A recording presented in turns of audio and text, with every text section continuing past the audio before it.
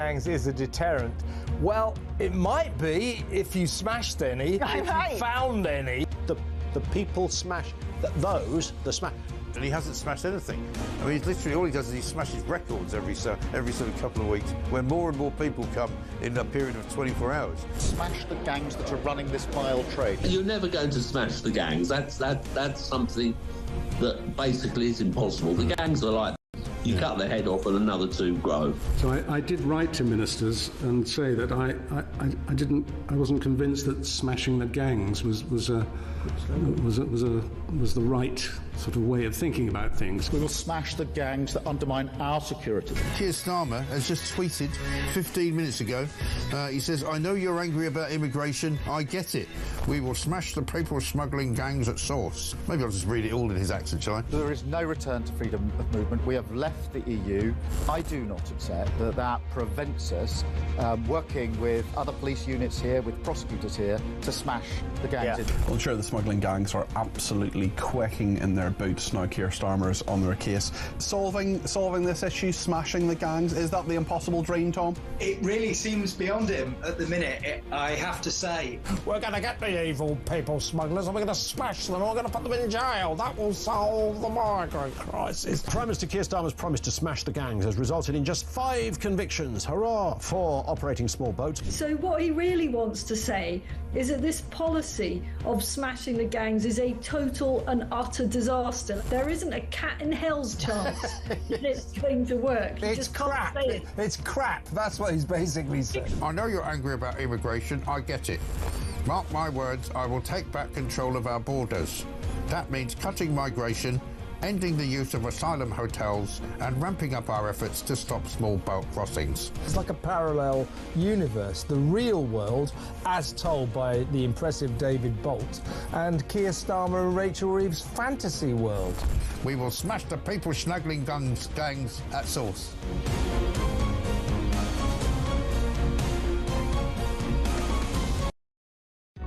Across the UK, on DAB+, on your smart speaker, on your smart TV, and on your side.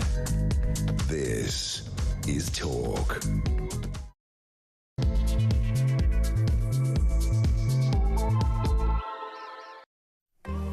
Well, a very good morning. This is Talk. I'm Peter Cardwell. Thank you so much for your company. I'm here right through to 1 o'clock. Loads to discuss, including with the Shadow Scotland Secretary Andrew Bowe will be with us in a second on what Donald Trump and Keir Starmer are going to talk about up there. There's been quite significant moves overnight in regard to the aid situation in Gaza as well. We'll talk about that on the programme, and what Donald Trump will talk to Ursula von der Leyen about as well. On small boats, Donald Trump the other day said that Europe should not be accepting more migrants. He said that it certainly embarrassed Europe, and the government is carrying out all the easy deportations rather than tackling people arriving on the small boats. That's what Kemi Badenoch has been saying this morning, the leader of the Conservative Party. We'll talk about the doctors' strike as well. Lots of people getting in touch about that, and the fact that the British Medical Association, Kemi Badenoch's view, has become increasingly militant. What do you think about all of this? Let me know your thoughts. 0344 499 1000 is the number to call. You can text me 87222 with the word talk in your text. You can tweet me at talkTV. Follow me at Peter Cardwell. You can also send me a WhatsApp text message. You can send me a WhatsApp voice message, less than a minute, please. Or you can give me a ring on 0344 499 1000. Loads to discuss here on Talk between now and 1 o'clock. Stay with us. Well, Donald Trump is in Scotland today. The Gaza humanitarian situation is certainly going to be on the agenda for the discussion that he will be having with Keir Starmer. He'll be meeting John Swinney. He'll be meeting the Ursula von der Leyen, the President of the European Commission, as well. Let's see what the Conservatives think about all of this. Andrew Bowe is the Shadow Secretary of State for Scotland. Andrew, good morning. Morning.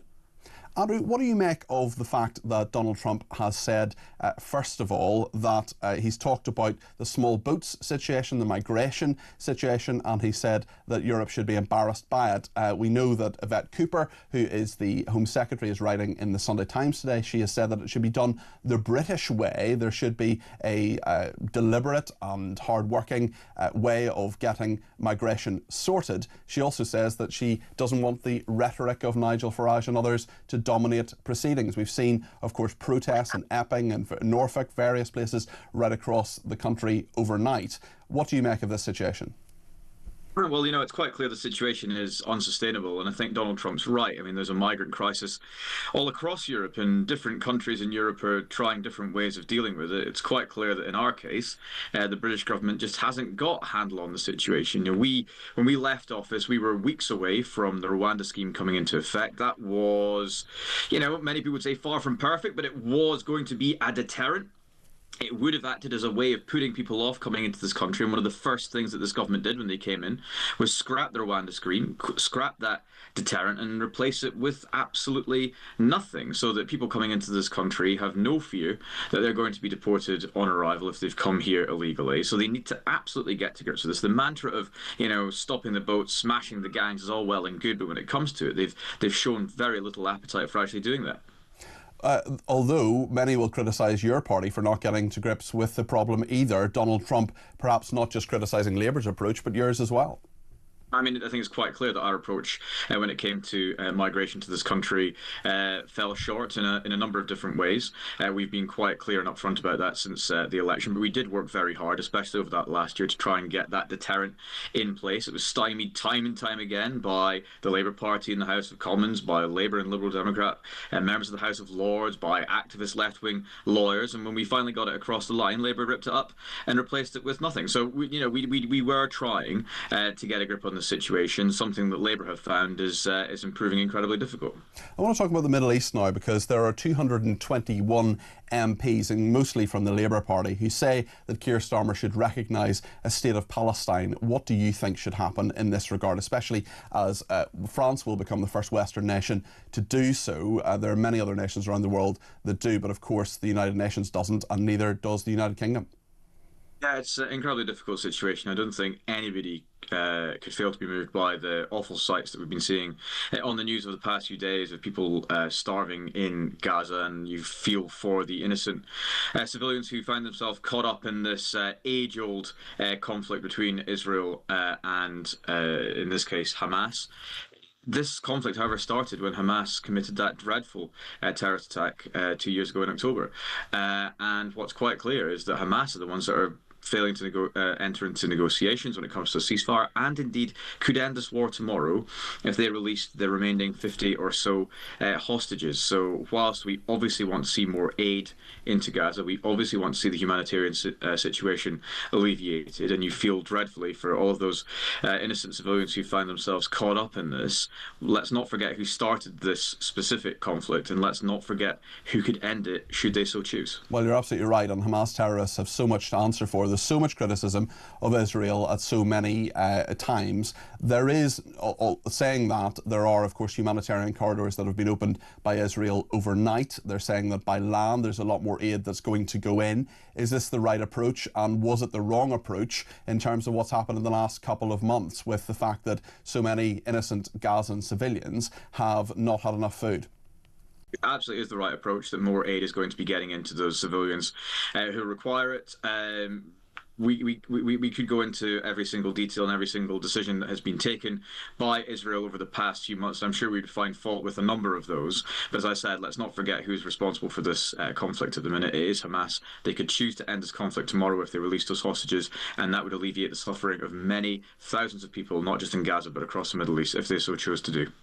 Can I ask you as well about the British Medical Association, the junior doctor strike that is going on? Wes Streeting is actually facing potential legal action on two fronts, not just from the British Medical Association, but also from an association that is a union that is representing physicians' assistants as well. In regard to the junior doctor strike, what is your view on this in regard to the fact that negotiations have broken down, this strike is going on and patients are suffering?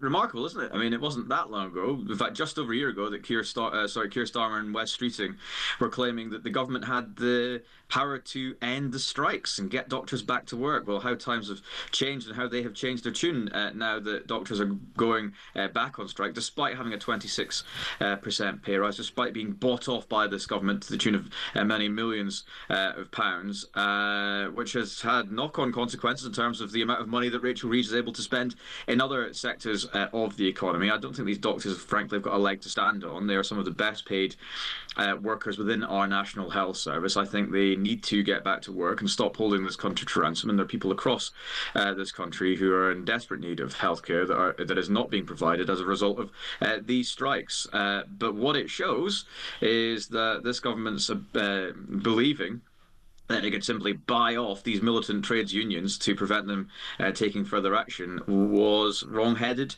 and was something that we warned about at the time, and lo, it has come to pass. Although when the Conservatives were in government, of course, you had many negotiations with the British Medical Association. You failed to get it over the line, and Labour and West Streeting would have said, actually, this was some sort of end, or at least some form of solution to the fact that there were many junior doctor strikes under your administration. But it clearly wasn't the end, and it wasn't the solution, because less than a year later, they're out on strike despite having that 26%. So what is the solution then? What should happen? Which is what we said would happen. Look, I mean, I do think that the government should continue in their negotiations with the BME. I think the BME need to get real. They need to recognise the situation the country is in economically. That's what we were saying over a year ago. The gross unfairness of junior doctors being given an upwards of 25% increase in pay when other workers in the NHS aren't being afforded that same courtesy. I think the British people right now are getting fed up of what they see as junior doctors taking this country for a ride. They should get back to work. They should start doing what they are paid for, treating the people of this country, and we stand with them, the government, in encouraging them to do that. We would also, by the way, reintroduce, should we be re-elected, our legislation that would ensure minimum service levels, essentially ban doctors from going on strike. Again, that's something that Labour, when they came into power, ripped up and said wasn't required. Well, I think looking at the actions on Friday, it is something that's required, because it's quite clear this militant union that I don't think speaks for the vast majority of people in the working in our National Health Service is holding this country to ransom, and we want to force them back to work. Your leader, Kemi Badenoch, did a reshuffle this week. She brought James Cleverly back in to be the Shadow Housing Secretary, shadowing Angela Rayner. Is it going to make any difference? Your polling is appalling. It's down at 15% in some polls, 16%, 70% hovering around that in quite a number of other polls. Has she made any difference since becoming leader? Look, it was always going to be a long road back to credibility.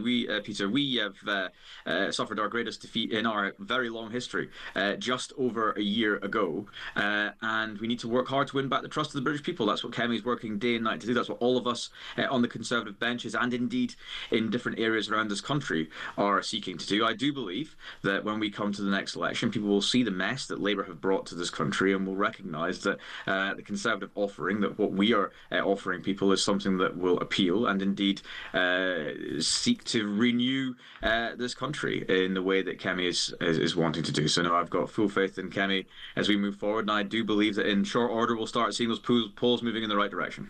We will see what happens. Andrew Bowie, Shadow Secretary of State for Scotland, thank you for joining me on Talk this morning. What do you think of what he said? We'll hear from Labour a little bit later on. The Treasury Minister, James Murray, will be with us. We'll also go to the debate desk after the break. Maxwell Marlowe, Director of Public Affairs at the Adam Smith Institute, and Max Harrison, Kent County Councillor for Sheppey for Reform UK, will be with us. The producers have given me a Maxwell and a Max again, just to confuse me. I'm sure that is a Machiavellian plan to do that. Let me know your thoughts on all of this as well. Kevin in Barnstable's been in touch and says Starmer is a wet weekend and a coward. He fancies himself as leader of this country, but he isn't worthy. Churchill and Thatcher would have stood on the beaches and fought. The piece of work we have now hides behind his law books and attempts to glad hand and make personal friends with Macron. I hope he doesn't use that one with Trump, and then again I hope he does. It's no wonder he took down Thatcher's portrait. In his heart he knows he can't hold a candle to her in any respect. Get him out before it is too late, says Kevin. Jeremy in Tel Aviv says the only people truly suffering from starvation in Gaza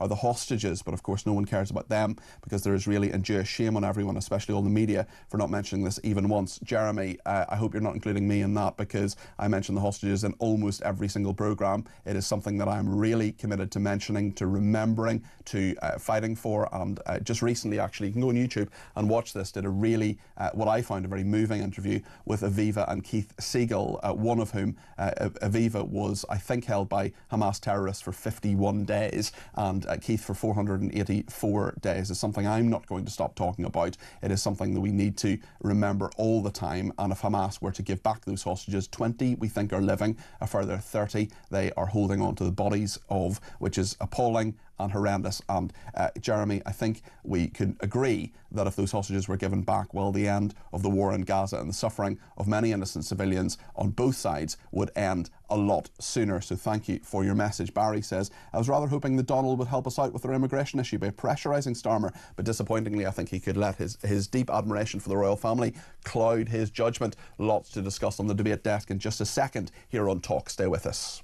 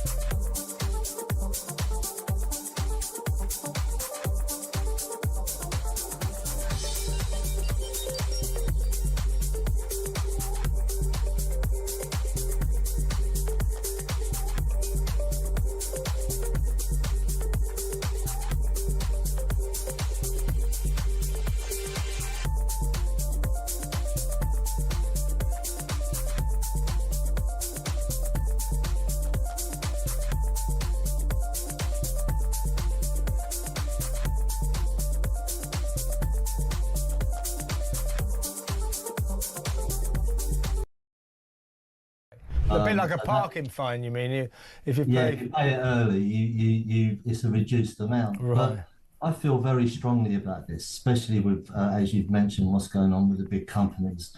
There's always been a two-tier system in government. Against the small businesses are, to me, the lifeblood of the economy. It's where it all starts. Small businesses thrive, and they're just killing us. They're absolutely killing us.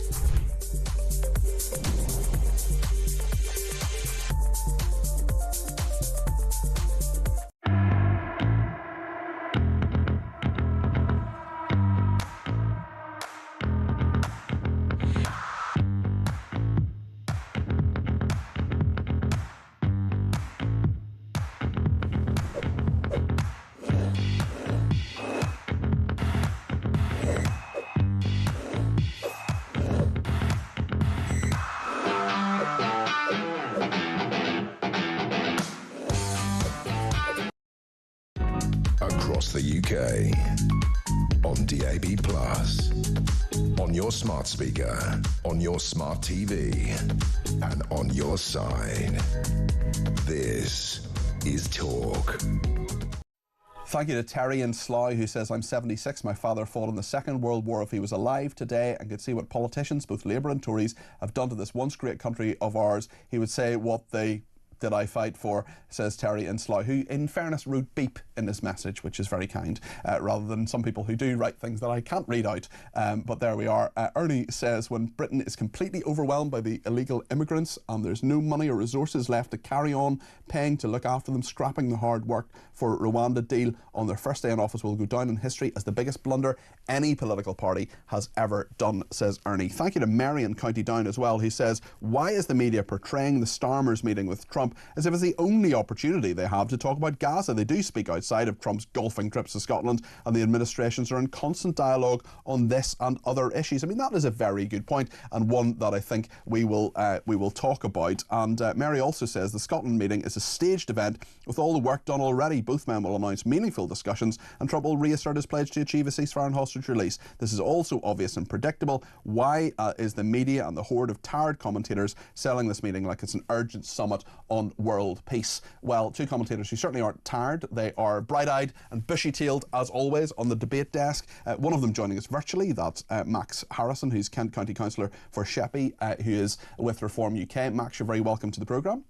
Good morning, how are you? Hi there. And Maxwell Marlowe, who's Director of Public Affairs at the Adam Smith Institute. Hello there. Good morning, Peter. What do you think happens in Scotland? Is it basically, as Mary has said, it will happen? Is this all staged? Is there anything you think that will come out of it that we're not expecting? Trump, I suppose, is someone who does put the cat amongst the pigeons every so often. That is certainly true. I mean, he stepped down from Air Force One and said that immigration is killing Europe. That definitely wasn't a Foreign Office line. And he's probably going to be bragging to Keir Starmer about his handicap for golf. So I think that's as far as the staging goes. For everything else, yes, this is quite carefully coordinated with the police. There'll be lots of diplomatic arrangements. He's speaking to Ursula von der Leyen, for example, about a deal with Europe and about immigration. And with Starmer, he will obviously they're meeting, and it's going to be a very interesting conversation. I think Palestine will come up, but I know it's not the Prime Minister's major priority at the moment. He's under a lot of pressure on that particular issue, though, isn't he? 221 MPs saying he should recognise the state of Palestine. I don't think he should do that. What do you think? I don't think he should do that either. I will note the Palestinian territories did recognise Israel in 1988, and there's a bit of contention from the left, especially in the Labour Party, and the Hezbollah MPs sat on the back benches. They haven't got a name yet, so... Sorry, our party, is it? Yeah. Your party. Your party. Oh, God. Everyone's party. Everyone's party. So they're pushing for that, of course. I think what will come up, though, is the Online Safety Act, because that's really annoyed the White House. Because what's happening with the Online Safety Act is I maybe covered it yesterday. I was too busy reading the law. Essentially, it's allowed the government to block access to certain bits of content. One of our fellows at the Adam Smith Institute, a guy called Preston Byrne, has been speaking to the White House about this, and they may put Peter Kyle, the Secretary of State for Science, Innovation and Technology. Yeah, they may be putting him on a visa ban list, as well as any individuals concerned with Ofcom. That's a big concern to the Trump administration, and I think to the Prime Minister. You're saying the White House is considering putting Peter Kyle, the Secretary of State for Science, Innovation and Technology, on a banned list in terms of coming to America? Correct. Wow. Yeah. Okay, well, that's a breaking line if ever there was one. We will certainly put that to Downing Street when we have an opportunity to do so. Let's talk to Max now. Max, what do you think about this issue of where? We'll talk about the online safety bill in a second. We'll also talk about migration, but specifically in regard to what the men talk about in Scotland and recognition of a state of Palestine. What do you think should happen here? And will Starmer capitulate to his backbenchers? How will he bridge the gap between what he wants to say to Trump, who's of course a very powerful figure here, but also in regard to his own backbenchers? What do you think? Well, I think you're right to what you said earlier, or maybe one of your listeners. I think a lot of emphasis is being put on this meeting in regarding to Gaza. I actually think Max is right. I think it will come up, but it won't be the predominant source of the conversation. It's very clear, in my opinion. I think he will backtrack. He will listen to his backbenchers. The rebellion we saw in the welfare bill. Anytime the Starmer gets any sort of resilience from his backbenchers, he seemingly does sort of fold. That's why he's sort of being coined Captain Flip-Flop. So I think he will backpedal a little bit. I don't think a Palestine should be recognised either. What we're seeing is a very European approach versus a US approach, and I think actually on this occasion we do have to be seen on President Trump's side. If we start peddling and doing the same sort of model as France, not only will we lose respect, but actually we won't achieve very much. And I think what you said before the break again, was spot on. If we just have a return of the hostages and the bodies of those who have sadly been deceased and give them back to their families, that is the best way of having a remedy in this situation. Yeah, murdered by Hamas terrorists. It is absolutely heartbreaking. It's a dreadful situation, and I think Max as well. We're in a situation where a recognition of a Palestinian state. First of all, what does that actually look like? Because they're two separate pieces of territory, and the West Bank certainly is disputed in terms of where the territory and the border actually is. I just wonder as well, I don't wonder, I know that that would be seen by many as a reward for Hamas. Spot on, it is a reward for Hamas. I mean, this is a vile, brutal, disgusting terrorist regime that actually, in my opinion, should be wiped off the face of the earth. They are absolutely beyond any sort of comprehension. And if we do give way to terrorism, well, first of all, I think that's a disgrace, from our government and any government that does so, for the horrible acts they've been doing since, not only including September the 8th, October 7th, but onwards. But I think, it would absolutely reward them. And that message of showing to the rest of the world, to those awful regimes that do exist, sadly, in Africa and parts of Asia and the Middle East, that actually the West, we will just stand back, we won't question and query, we'll let you attack your local citizens, and we will just absolutely give a red carpet to it. So I am completely concerned about it, as you are, and what it would look like, I think it'd be carnage.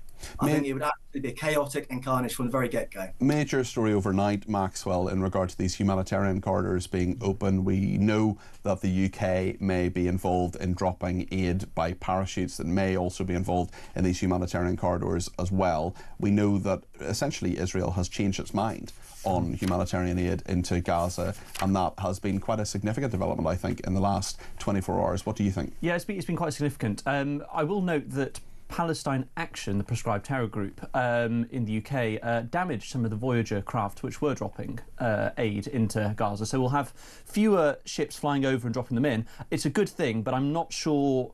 I just don't know where Netanyahu's head is, right? Because he's had coalition partners leave, the really hard-line groups, which hopefully should give him some breathing room to push for a ceasefire and permit these corridors. But I think for people calling for recognition, for backbenchers, etc., it's not going to be good enough until essentially Netanyahu goes and the war's over, and probably Israel will have to capitulate something. So I don't think it's a massive move. It hopefully will be good for the residents of Gaza, but I think Hamas will have their hands full capturing that aid and then selling it off again, as they've been doing with all these other aid convoys. Although, interestingly, the New York Times citing Israeli defence officials saying that has been a myth over the last couple of years, which is a very interesting report in the New York Times. Steve is in Scunthorpe and has given us a ring on 0344 499 1000. Steve, you're with me and also Maxwell Marlowe and Max Harrison. What point would you like to make in regard to the Middle East?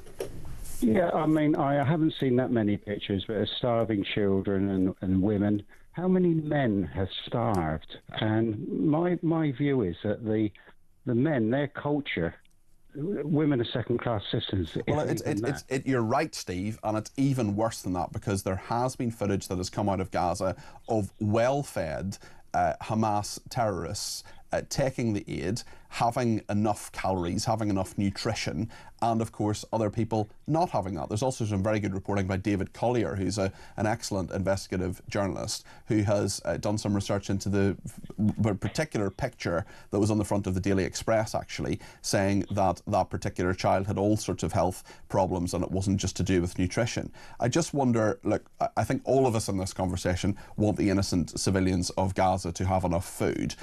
Israel certainly does as well, having opened those humanitarian corridors and getting a grip now more than they have on aid. Steve, I just wonder what you think needs to happen now. What needs to happen? Hamas needs to surrender. In the old days, say, going back to the old days, they had things called a siege, where the leaders, they responded to their people and they would give up to the invaders. To me, Israel are not the invaders. They just want their people back. Well, Israel would have left Gaza alone had it not been for the 7th of October attacks. That's right, yeah. I mean, they were still, Israel was still getting, prior to that, there's still these rockets being fired into Israel. Absolutely. You know, I mean, how people can stand up for Hamas when the atrocities that they it's just beyond belief that people are so blind. Yeah. To what went on. They're willfully blind, Steve. They're willfully blind to it. They want it. They have a view. And I mean, there was one caller who rings us every now and again, Khaled in Leicester, who is a supporter of the Palestinian cause. And I just said to him the other day, I said, can you name me one thing that Israel, since its inception in 1948, has done right?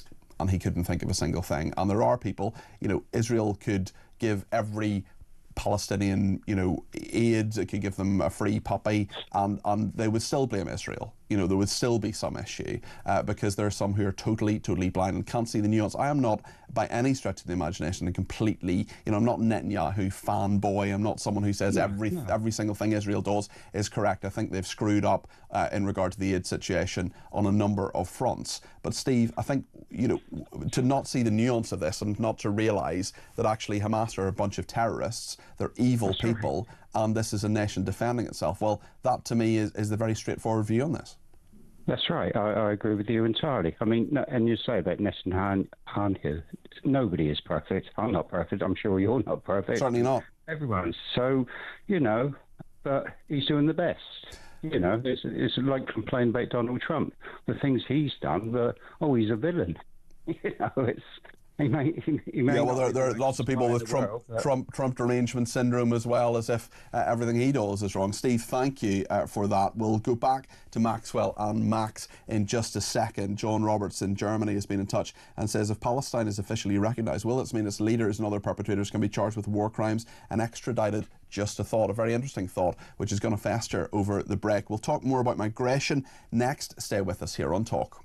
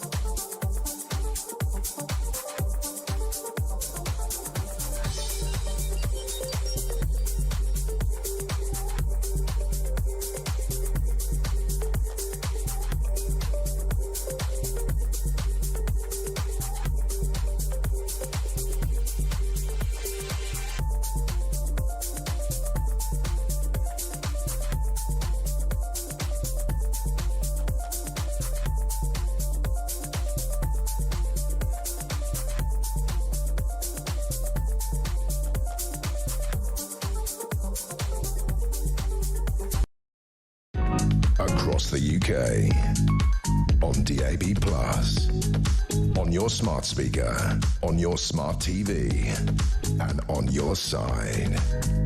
This is Talk. Jack's been in touch from Cornwall, and he says on migrant accommodation, put them into tents in Glastonbury. They fit in 150,000 people. We can easily set up feeding centres and other welfare, less costly, better controlled, and a deterrent. Get on with it. Jackie says the online safety bill is the biggest threat to free speech we've ever seen. Now there's going to be a new police unit. You're absolutely right. I was just about to mention that in the Sunday Telegraph front page, Jackie, saying that is the front page story saying a police unit to monitor anger over migrants, an elite team of police officers to monitor social media for anti-migrant sentiment amid fear of summer riots. Detectives, the paper say, will be drawn from forces across the country to take part in a new investigations unit that will flag up early signs of potential civil unrest. Well, we're still on the debate desk, and Max and Maxwell are with me. Maxwell, maybe get your response first to what the Sunday Telegraph is saying there. Yeah, so this is quite unsurprising, really. I don't blame the police for this, because the thing is that last year, when we saw those riots over the summer, it really did shake the nation, and there was civil disobedience. People did go to prison, rightly or wrongly. I think in a lot of cases rightly, others quite wrongly. Lucy Connolly, right? I mean, so I think in these areas they are right to set up these units to stop civil disobedience. That is what the law is there to do. That's what the police is there to do. What is concerning, though, is that, of course, this smells again like two-tier policing. A lot of these anti-migrant protests are there to protest people in these hotels or in these HMOs, these houses of multiple occupancy, who are accused of sexual assault or rape or whatever else of local people, and that is obviously annoying people a lot. And the only way in which it seems, and we've seen from Epping, for example, that people can get their point across and to make something happen to remove these hotels, to close them down, to move these asylum seekers out, is to go and protest, and often quite violently. So I think, again, don't blame the police. I can see why it's going to happen, and I don't think this is going to go away. This is going to cause the Starmer government a lot of pain over the summer. Max, Jackie calls it an Orwellian nightmare. What do you make of this story? I completely agree. This is George Orwell's 1984 incarnate. I mean, I have been personally censored in the past. I got a very rare heart condition from the COVID-19 vaccine, although it is safe and effective. And I was censored on Facebook, and I was blocked my account for weeks upon weeks just for raising my own personal circumstance. The idea now, we're going to have police, members of the police in this country, detectives, trawling on Twitter, on Facebook, and on other means to silence and censor people is pretty damn disgusting. And actually, I'm a bit more hardline than actually Maxwell on this. Those police officers, anyone involved, should get the sack. Your job is to protect our people and to ensure that crime does not happen. Should not be a criminal offence to raise very legitimate concerns about men who frankly should not be in our country. The way of resolving this is just deporting those who have illegally broken into our country. That's just that. But the idea that as a country now, we will not be allowed to say about these things, to actually mention and actually expose what's going on. I mean, these videos we've seen recently of men, being in 4-star hotels, having lovely food and accommodation. Wouldn't that be nice for our veterans? Well, you're absolutely right, and there's so many people who feel the same way on this. There are so many people getting in touch about this, including Ernie, who says when Britain is completely overwhelmed by the illegal migrants and there's no money or resources left to carry on paying to look after them, scrapping the hard work for Rwanda deal on their first day, it will go down in history as the biggest blunder. Margaret in Birmingham says Starmer's agenda since day one is how fast can he wreck this country. His message to the British people is, I will do everything for the illegal immigrants invading Great Britain if the people who are paying for these freeloaders tough. We cannot have another 4 years of this, says Margaret. Well, one of his key lieutenants, James Murray, who's the Treasury Minister, I will speak to very shortly. We'll get reaction on the debate desk too. Stay with us here on Talk.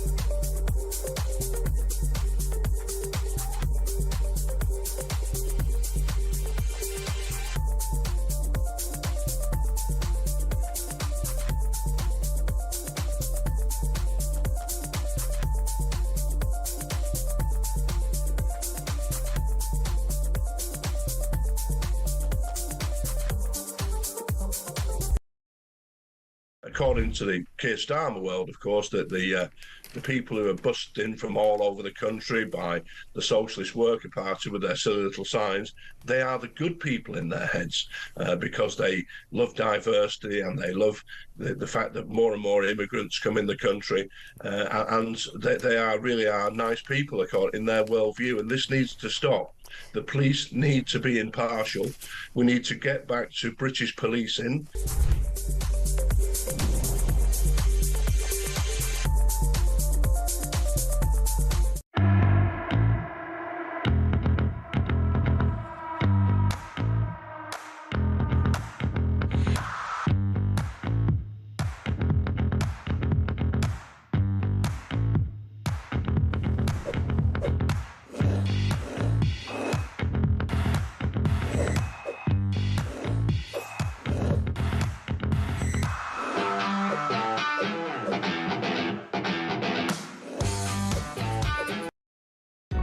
Across the UK, on DAB+, on your smart speaker, on your smart TV, and on your side. This is Talk. Well, the Treasury Minister, James Murray, joins us now. James, good morning. Good morning. I wonder what you think about the police unit being set up to monitor anger over migrants. This is a Home Office team examining social media posts to spot signs of potential civil unrest. We know, of course, that there can be no condoning at all of any violence against the police or property. We know, of course, as well, that there are many people peacefully protesting. Many of our viewers and listeners are quite concerned this morning about the fact that this may be used to shut down free speech. What would you say to them? Well, I would say you're absolutely right to say there can be no place for criminal violence at all. But there are people who are peacefully protesting, and that is a absolutely fundamental cornerstone of our society, of our democracy, and actually more widely, there is real frustration around the use of hotels for asylum seekers waiting to be processed. And I think, we really get that frustration. We feel it too. We're doing everything we can to process the backlog. We've doubled the rate of asylum decisions. We've deported 35,000 people who had no right to be here. But we know that this problem is not one that we're going to fix overnight. Everything you can? Are you sure about that? Yeah, well, we have to come at this problem, Peter, from every angle, because this is not a simple problem which you can fix overnight. We've been really straight with people. This is going to take time to turn around. But if you look at what we're doing, we're putting through a new bill through Parliament to give us extra powers to go after the gangs. We're working with allies like France and Germany about the international element of those gangs, getting the French to intervene in shallow waters, processing the asylum seekers who are in hotels here in the UK, going to end the use of hotels over the course of this Parliament. There's a lot of angles we're coming at this from, and that responds to the fact that people are frustrated at the level of immigration, and people think it's wrong for so much money to be spent on asylum hotels, and that's why we want to end it. The fact is, though, that 35,000 figure that you quoted there, there's only about 4,500 migrants who've actually been sent back involuntarily. Most of those, the vast majority of those, are actually voluntary returns, are they not? But so a lot of people will say that actually some of your words ring hollow, James. Well, I think what people will see is that this is a problem we need to come at from every possible angle. It's about making sure people are sent back if their applications are rejected, but it's also about making sure we tackle the small boat crossings, which means people come here in the first place. And I think the thing that really frustrates people is so much public money being spent on asylum hotels. At the peak of asylum hotels under the last government, it was 400 hotels were open, costing £9 million a day. That's now down to just over 200. Yeah, but there'll be more closing down, though, in the coming months, and we want to end that use of hotels.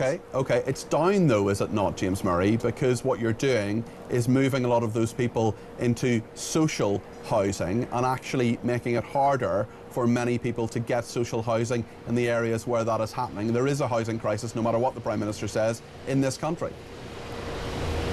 No, that's not the case. And one of the really important points here is about making sure that people whose asylum applications need to be processed. At the moment, because of the huge backlog that we inherited from the previous government, there's a huge hotel bill which we inherited.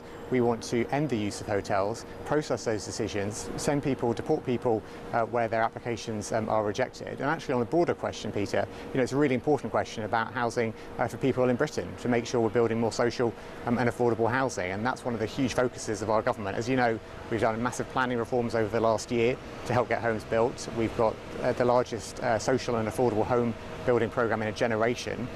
All of that is about making sure we've got homes that people in Britain can afford.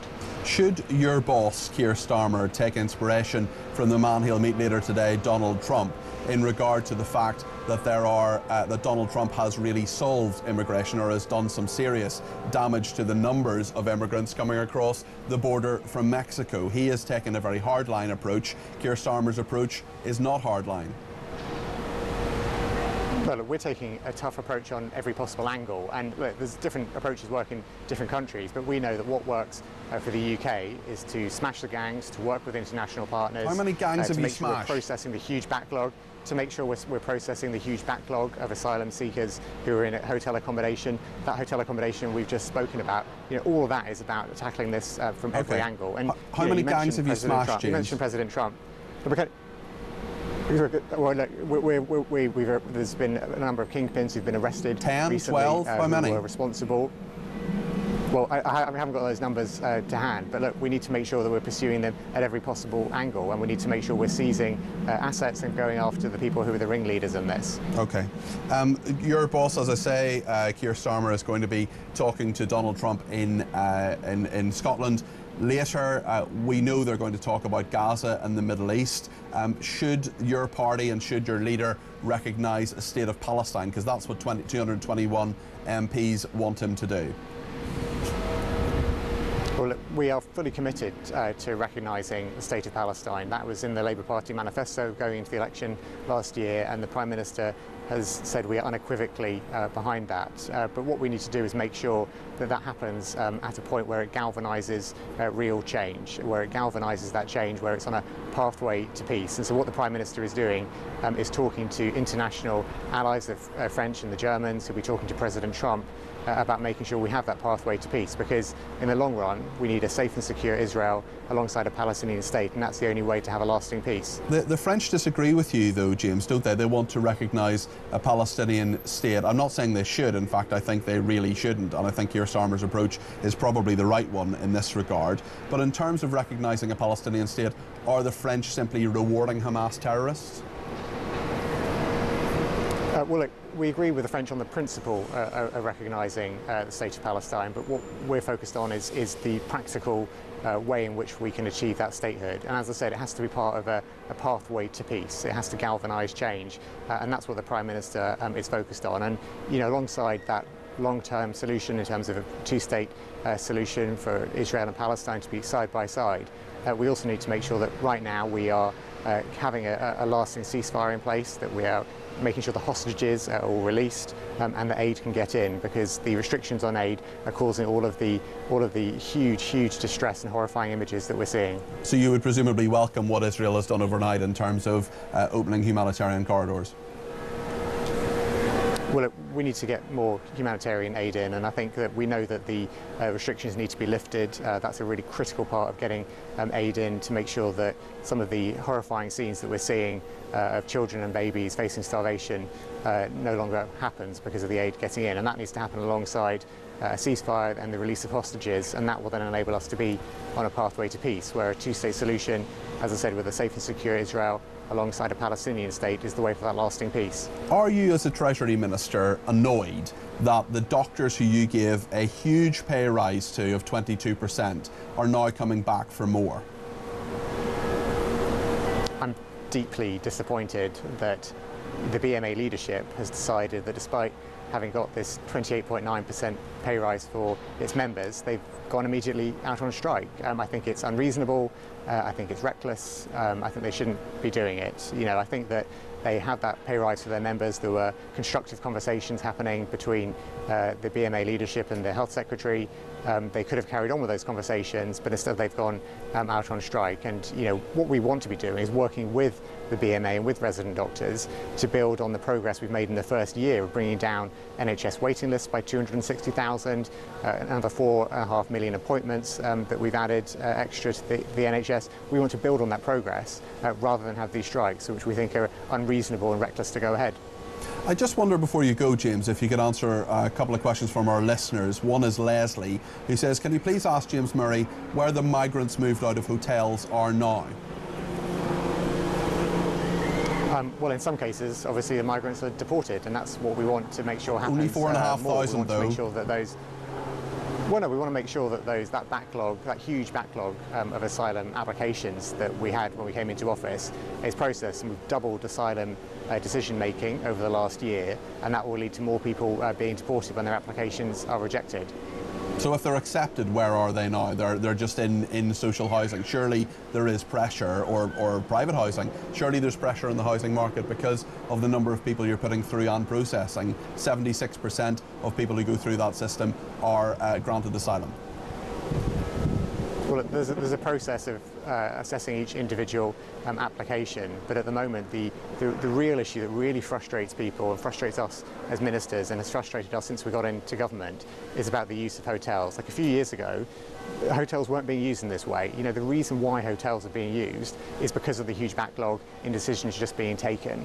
And so by taking those decisions, by doubling the rate of decision taking, we can make sure that more people are deported, and we can reduce the use of hotels, and that's what we want to end over the course of this Parliament. One more question from our listener who says, please ask James Murray, why won't the Treasury even consider the National Farmers Union's sensible proposals to reduce the impact on the inheritance tax changes on the survival of family farms? So look, I've had a number of meetings with the NFU and with other farming organisations, and the decision we took at the budget last year around changes to inheritance tax, it was one of the number of difficult decisions we had to take to stabilise the public finances and to put public services you turned on winter fuel allowance. Could you not return on this one in the same way as you turned on winter fuel allowances, James?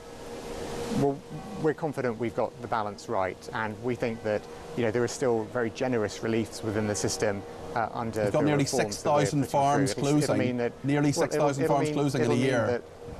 Well, let me just tell you, Peter, what it means. It means that individual people owning agricultural land or businesses will have £1 million allowance, which is on top of the existing allowances and the transfers between spouses and so on. So it could mean that if you had a couple, because of the spousal transfers and nil rate bans and the extra relief for agricultural property relief, they can have assets of up to £3 million, which they can pass on without paying any inheritance tax. And if they have assets above £3 million in that context, inheritance tax will be half of the normal rate that it would be for everyone else. And what's more, anything they owe, they can pay over 10 years interest-free. So there's still quite generous provisions there within the system. OK, James Murray, you've done valiant battle this morning against the bells of Westminster Abbey and indeed a helicopter overhead. Thank you for joining us on Talk. Helicopters, yeah. A helicopter as well. I do appreciate it. That's James Murray there, the Treasury Minister. What did you make of what he said there? Let us know, 0344 499 1000. We'll go back to the debate desk now with Max and Maxwell. Maybe we can start with you and let me know what you thought of both interviews, actually. Well, we talked about Andrew Bowie earlier, but specifically in regard to James Murray, did we get answers there? No, we didn't. I mean, that's a lot of spin. I mean, you're interviewing a government minister. What do you expect, really? Look, I think his answer to, what I think is really concerning, from my perspective about affordable housing, social housing, is that the government... They're not going to build 1.5 million homes by the end of the Parliament. It's not going to happen. No, nowhere close. And, whenever I speak to MPs about this, they go, well, just look at the planning infrastructure bill, that'd be absolutely fine. And then they're stuffing, or getting bankrupt councils to buy up empty homes, strange, and then, stuffing them full of these asylum seekers and immigrants. I just don't think it makes any sense. And their obsession with social and affordable housing drives me up the wall because actually the vast majority of British people aren't in social affordable housing, and the vast majority of British people will not be eligible for those. So I think it's really concerning that you hear that from a Treasury Minister. I just don't think the government have their answers in front of them. Max, what did you make of what James Murray was saying there? Well, actually, in the gallery, I was getting quite frustrated. I think that actually has got to be one of the worst interviews I've heard from a Labour politician in a very long time. This idea that they're handling the channel crossing crisis well at all is a joke. You know, channel crossings are up 45% from last year. Already since Labour have been in charge, 40,000 have illegally broken into our country. This idea of, he kept on saying, oh, possible angle twice, we've inherited this twice. It is nonsense. This is why reform in 2 polls now is at 34 and 32%. They will not deal with this issue properly. Residents up and down this country are absolutely at their wits' end with this nonsense. These people should not be here. Simple as. The vast majority of these people are men, fighting-age men from God knows where, God knows who they are. And this idea that we are now going to, it kept us saying, we'll only deport them if the application is rejected, which to me means, quite scarily, that they will be accepting greater numbers of these people. 76% of people who come to this country on small boats are granted asylum. That is what happens.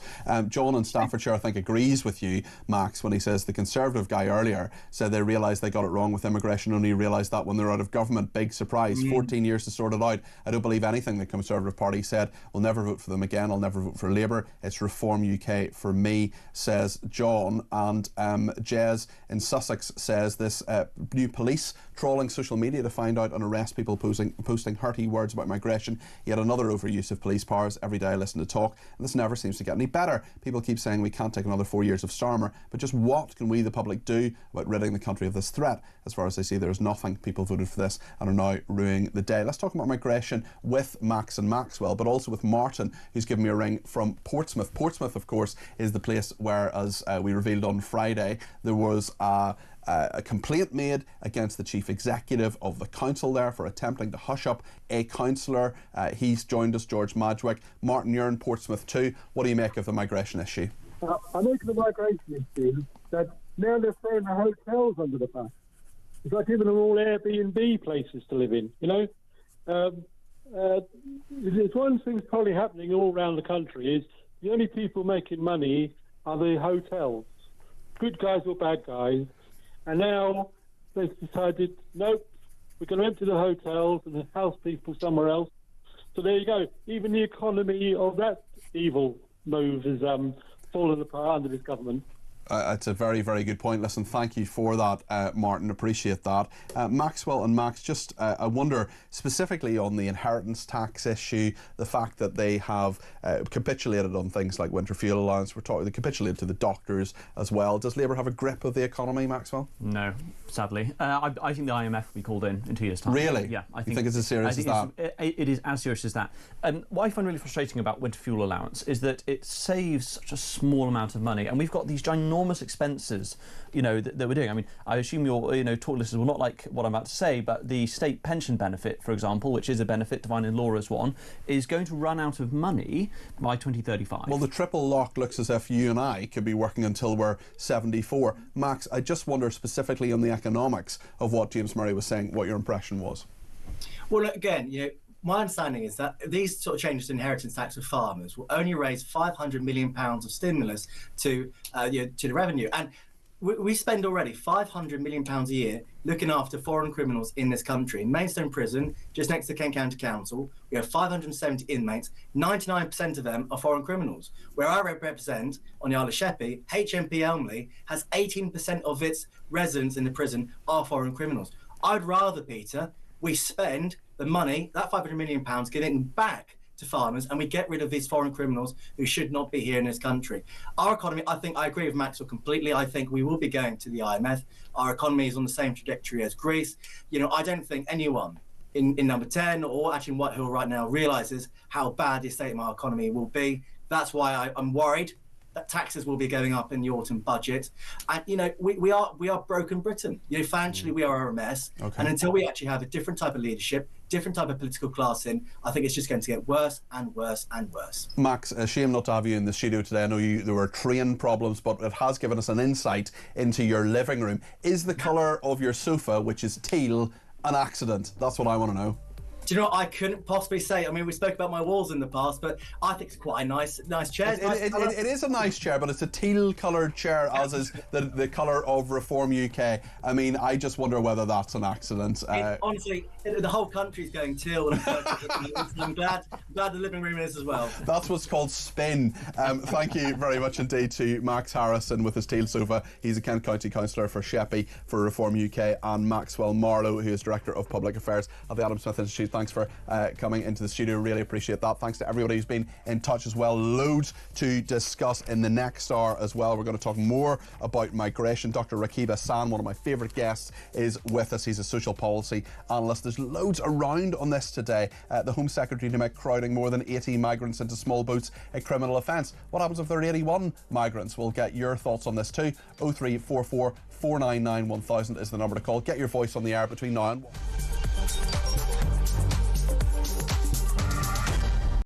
My message to people smugglers is this. I think smashing the gangs is a deterrent. Smash the gangs. Smash the people smuggling gangs. People schmiggling puns. He couldn't even smash an avocado for a piece of toast. Or the people... What would that... The people...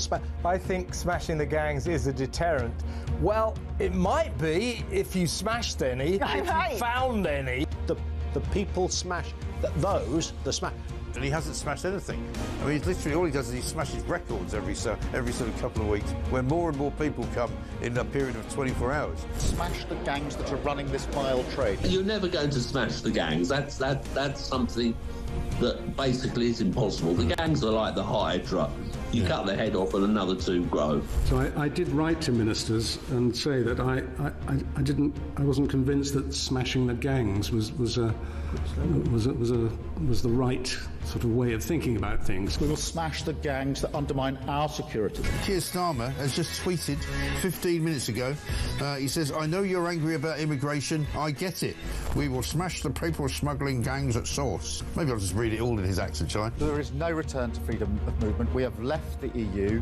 I do not accept that prevents us working with other police units here, with prosecutors here, to smash the gangs. Well, I'm sure the smuggling gangs are absolutely quaking in their boots now. Keir Starmer's on their case. Solving this issue, smashing the gangs, is that the impossible dream, Tom? It really seems beyond him at the minute, I have to say. We're going to get the evil people smugglers and we're going to smash them and we're going to put them in jail. That will solve the migrant crisis. Prime Minister Keir Starmer's promise to smash the gangs has resulted in just 5 convictions. Hurrah for operating small boats. So what he really wants to say is that this policy of smashing the gangs is a total and utter disaster. There isn't a cat in hell's chance that it's going to work. You just crap. can't say it. It's crap. That's what he's basically saying. I know you're angry about immigration. I get it.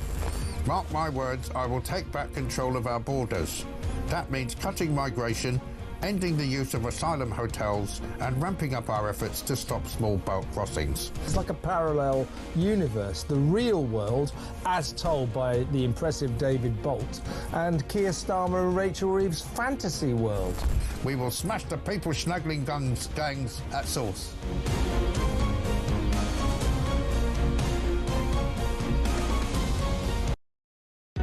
Across the UK, on DAB+, on your smart speaker, on your smart TV, and on your side. This is Talk.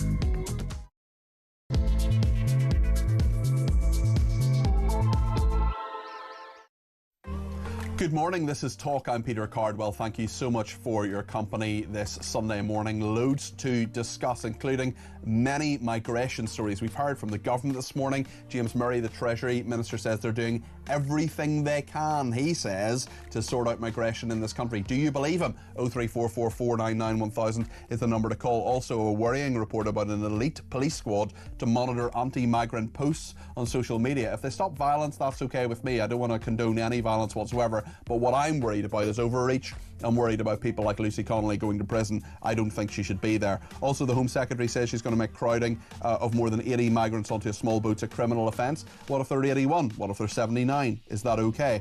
Migrant hotel protests, meanwhile, spreading nationwide. We'll talk about that. We'll talk about Gaza, Starmer and Trump talking about that later on today. Angela Rayner apparently backing recognition of a Palestinian state. We'll go to Israel and talk about that as well. Let me know all your thoughts on all of this. 0344 499 1000 is the number to call. You can text me 87222 with the word talk in your text. You can tweet me at talkTV. Follow me at Peter Cardwell. You can send me a voice note, less than a minute please if you can.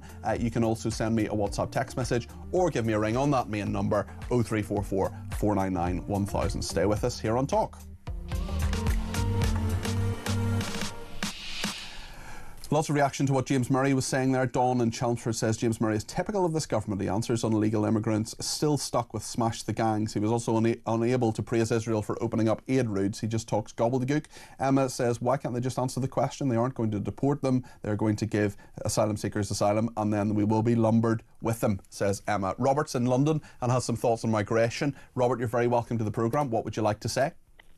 I've got a lot of thoughts on migration, but I originally called in because you had some Conservatives who sounded very reform-like, and it was interesting to me because what I've noticed over the last 15 years is whenever the Conservatives are in an election, they sound like someone from Reform, but as soon as they come into power, it's a completely different game. It's all a bit difficult. We can't do what we promised to do. Yeah, exactly. And now you've got a guy on just now saying we're going to pass some legislation to basically stop rubber dinghies coming over to the UK.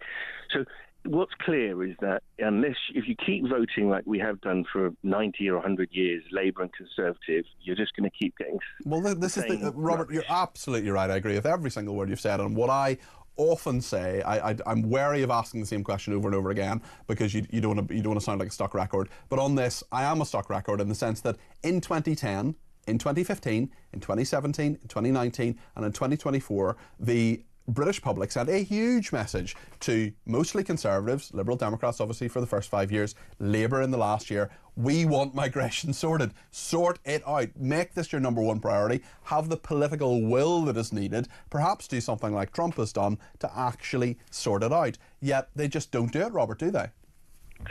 They don't, and it's willful. You see, now you can, after that long... By the way, you missed out the 2014... Euro elections, I think it was 2016, but very, very good point. Very good point, yeah. Yeah, so the British public keep selling Westminster. They don't want mass uncontrolled immigration. And interestingly, look, my mother is from the Caribbean, right? She came here and she settled and she integrated and she worked and da-da-da-da. My parents did very well.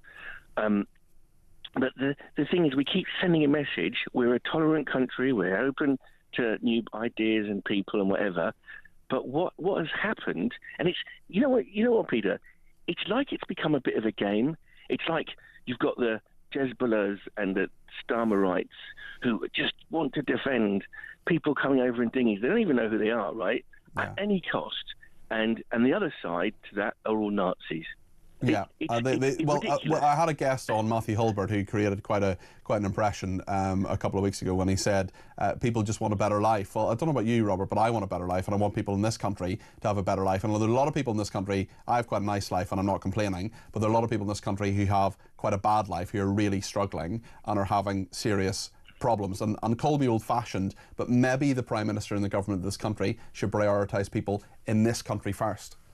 It's a really novel idea. And the great news is that, in my opinion, I mean, you've got these people are splitting off but they don't have an impact. In my opinion, it looked like Farage, if he carries on and people don't... I mean, there is a risk. There is one risk, right? I personally think the bond markets are going to collapse, and you're going to. We've had a number of people talking about that as well today. Listen, Robert, thank you so much for your thoughts on that. I agree with basically everything that you've said there, and interesting you called it Hezbollah. That is the working title, I think, for many of our viewers and listeners in regard to Jeremy Corbyn's new party. Although the best suggestion I have heard from anybody was someone on Twitter the other day who said it should be called Britain Last, which I thought was quite good. Right, let's talk to Dr. Rakib Ehsan, who is a social policy analyst panellists. Rakib, there's a load around about migration today. The Home Secretary wants to make crowding more than 80 migrants into small boats a criminal offence. This is part of how it's going to smash the gangs, elite police squad to monitor anti-migrant posts on social media. Maybe we'll start with that, actually, about this story, front page of the Sunday Telegraph, talking about this these police monitoring of social media. The police seem to have plenty of time to monitor social media. We've seen that Lucy Connolly is in prison. Look, if they stop people being violent, okay, fine, but I'm worried about freedom of speech. Are you? No, I certainly am as well, Peter. I think that what you look at here is the small boats emergency, that there's many people who have perfectly legitimate concerns over the impacts of the small boats crisis on their local communities. We've seen that in Epping, in Essex. Now, of course, there are, in my view, far-right troublemakers involved in the public disorder we've seen in Epping, but there's also many parents who are very concerned over the welfare and well-being of their own children. I mean, some of these demonstrations have been organic, parent-led, localised demonstrations, ultimately concerned over small boat migrants, many of whom are single, unattached males from societies which have a very different perspective on the rights of women and girls, and being rehomed, in some cases in a very close proximity to local schools, where teenage girls are a significant part of the pupil population. Now, if that falls under anti-migrant sentiment, in my view, that's just common sense on matters of security and public safety. It's public so safety. I think that I'm very concerned that this sort of is public safety, exactly. So I'd be very concerned about it. I mean, it reads to me very censorious. I think that's the problem. Now, if it's challenging baseless conspiracy theories, and we have to be honest, there were unfounded conspiracy theories which were pulled in the social media space after Southport. But I think we're talking about something a bit different. We're talking about perfectly legitimate concerns, and that shouldn't fall under that. Well, what we've seen already, and I reported on Friday during Drive, about the fact that George Madgwick, who is a Reform UK councillor, maybe you saw it at the time, Rakib, was saying about someone who's actually been charged, we'll be careful, don't want to prejudice the trial, but someone who's been charged with rape and sexual assault. He simply wanted to mention it, to tell his constituents that this had happened, that someone in an asylum hotel had had this, and he was slapped down by the chief executive of the council. She has now, George made a complaint about her, about that chief executive, and the council said there's no case to answer. We did ask, of course, the council for comment on that. They say they don't discuss individual cases, but again and again and again, legitimate discussion of, in a broader sense, the migrant impact, the illegal migrant impact, the fact that migrant hotels that there are protests here. I think it's good to see the protests. I'm not happy about people who break the law. I know you're not either. What I am happy about is people making their voices heard. Listen, if people are responsible for acts of violence, especially against police officers, then they should meet the full force of the law. It's as simple as that.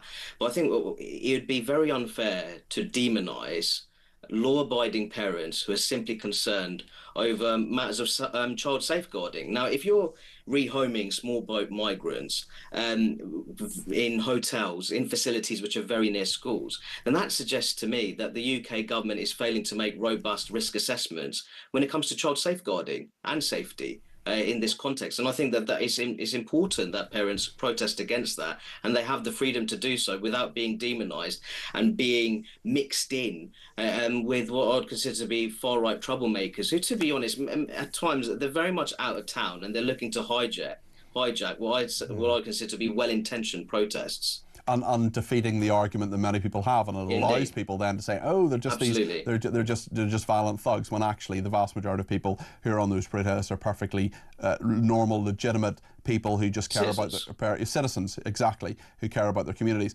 Give me your reaction to what Yvette Cooper has been saying today, the Home Secretary. She's written for the Sunday Times saying that she wants a very British way to deal with migration. It'll take time, we've got to do it deliberately, don't give in to rhetoric. She's also going to use new laws to prosecute migrants who dangerously overcrowd small boats and put women and children at risk. I mean, surely the boats themselves are illegal anyway. Why does she need necessarily more legislation to say if you put more than 80 people in a boat that's illegal again? It just seems to me, why don't you enforce the laws you already have?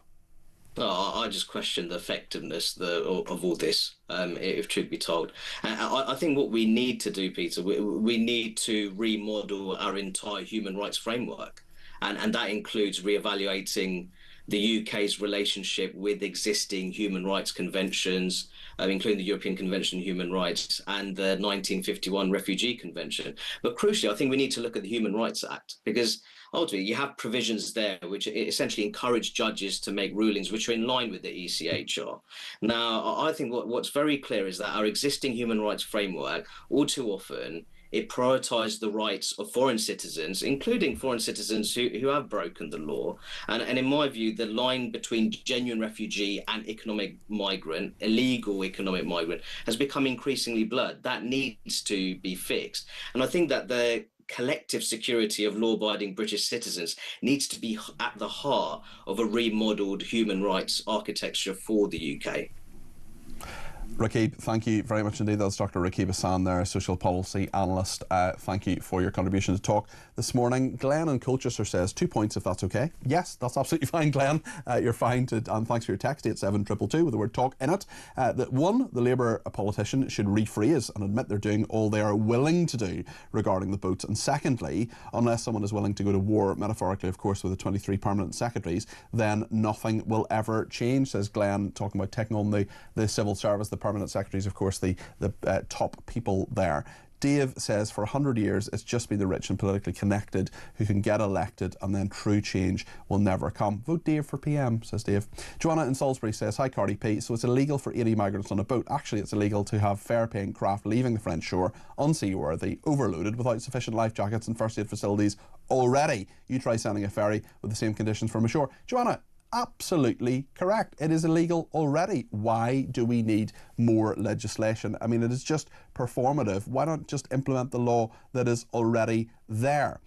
Tad has been in touch and says, Peter, when establishing any given politician's democratic credentials, the late Tony Benn often applied this test. What power do you have? Who gave it to you? And how do we get rid of you?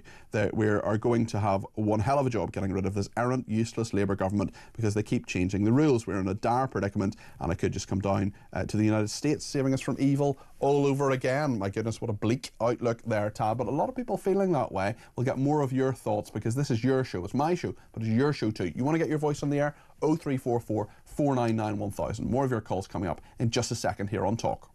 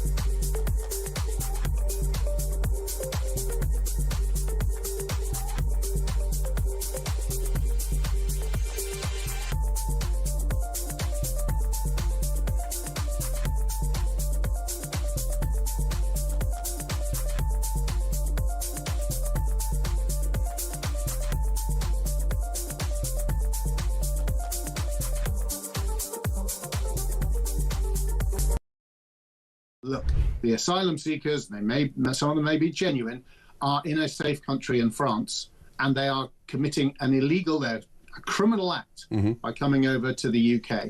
And for us, instead of imprisoning them or punishing them or sending them where they should be sent to be processed, we instead welcome them. And what really infuriates people, all too often they appear to get a more generous treatment than people in need in this country.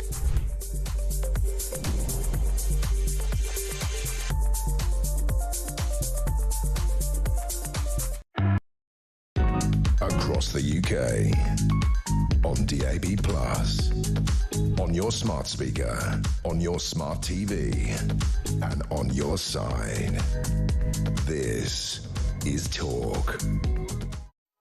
Well, thank you to so many people who have been in touch this morning. There's lots to discuss, especially in regard to the government's immigration plan. We know that Donald Trump as well, he's currently on the golf course ahead of diplomatic meetings in Scotland. He's at Turnberry in Scotland, and we know that he is playing a few rounds of golf there, opening a golf course as well in memory of his late mother. We'll bring you some pictures of that a little bit later on, but first of all, let me just read a few messages. Dan in Kent says the electorate has been pushed into the corner by both the Tories and Labour with immigration. Reform UK might not be the answer, but it's the only ray of hope to an ever-growing problem. Thanks as well to another person who says, morning Peter, regarding Donald Trump's comments about stopping immigration, will Starmer's reply be, I won't be following you down that line, says Dave.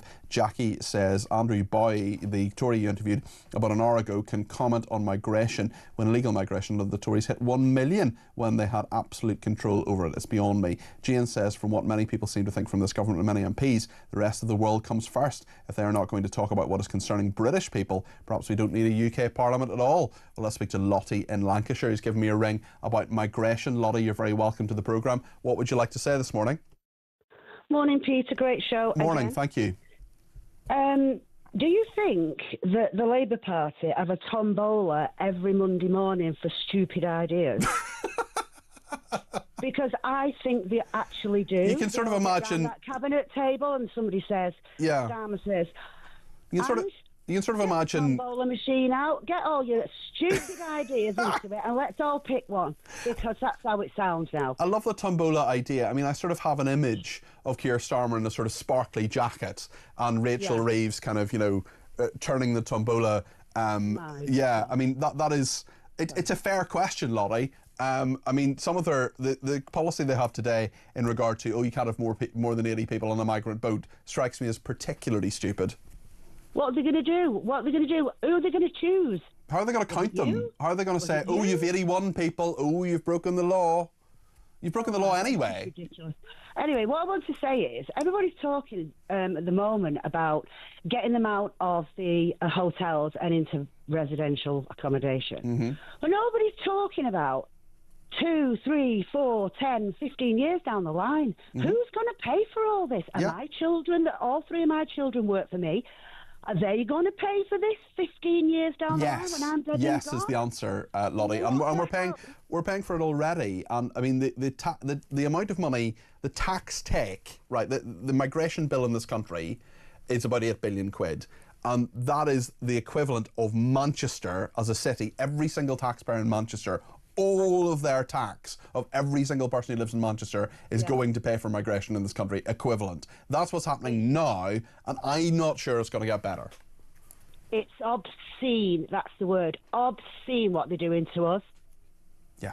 That's all I've got to say really this morning. Thank you very much. Well, thank you, Lottie. I'm very, very wise words. Thanks, and thanks for the kind words as well, Lottie, there in Lancashire. Susie's in Hertfordshire and wants to talk about Gaza and recognition of a Palestinian state. Susie, what do you think? Hi, Peter. Hi there. I love your show. I wake up for your show. Thank you. It's very kind. Weekend, Thank by you. the way. Can I just say something about the migrant situation before we talk about Gaza? Of course can. I'm a disabled woman. I had to buy a wheelchair off of Facebook, which is falling apart. Mm-hmm, mm-hmm. I've gone to wheelchair services and asked for a new wheelchair, but because I can't use the wheelchair in my apartment because there's a 5-inch step and I can't have a ramp, wheelchair services won't give me a wheelchair. And if I want to buy a wheelchair, what are you meant to do? What are you meant to do? Precisely. So I'm either going out on a wheelchair where the wheels come off or the tear in the wheel is horrendous, or I'm a prisoner in my own home. That's disgraceful, Susie. There's got to be some solution to that. Have you spoken to your MP or anything? I've spoken to everybody. I've spoken to charities. I've spoken to everybody, and no one can help. Everyone's saying that because I don't tick the box of using my wheelchair in my apartment, they won't give me a wheelchair. That's ridiculous. I'm so sorry to hear that's the case. Thank you. And yet you've got people coming here that have not paid tax, that are robbing this country, where good people are paying for services that are protecting the invaders, not us. And they're getting PlayStations, and it's just not fair. And tell us your view on Gaza as well, Susie. So, firstly, there are about 20 countries that have never recognised Israel as a country. Surely before we recognise a Palestinian state, the rest of the world needs to recognise that Israel is a state, is a country, it's a sovereign nation. That is a very, very good point, Susie, and it is one I hadn't even thought about this morning. I thought about it previously, but I'd forgotten that, and that is a really good point. Also, I think recognising a Palestinian state, I think what Macron is doing is rewarding Hamas. I don't see any reason for it. But who's going to be the leader? Because Mahmoud Abbas has only just this year stopped the Pay for Slave programme. Where he was paying terrorists to kill Israelis. And there were bonuses if it was a woman or a child or a religious person. But you've also got the Khartoum from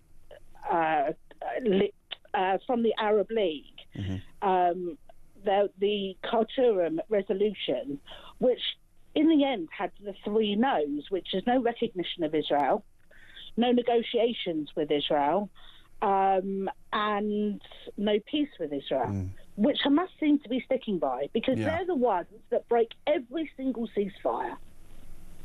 Susie, you give me a ring anytime, okay? You give me a ring anytime, and I hope you get the wheelchair situation sorted out. I really appreciate your thoughts this morning. Wise words from Susie there in Hertfordshire. We're going to hear more wise words from Yoram Confino, the Middle East correspondent and author. He's written a brilliant book about Netanyahu and his allies. Yoram is going to join us in a second to tell us all about Starmer, Trump, what's happened overnight in regard to the aid situation in Gaza. Also, what Starmer is going to do about it, what pressure he can put on Trump. Obviously, they've been talking all the time, but they're meeting in person tonight. We'll speak to John Rentoul as well, Chief Political Commentator of The Independent, and get your views too. 0344 499 1000. Stay with us.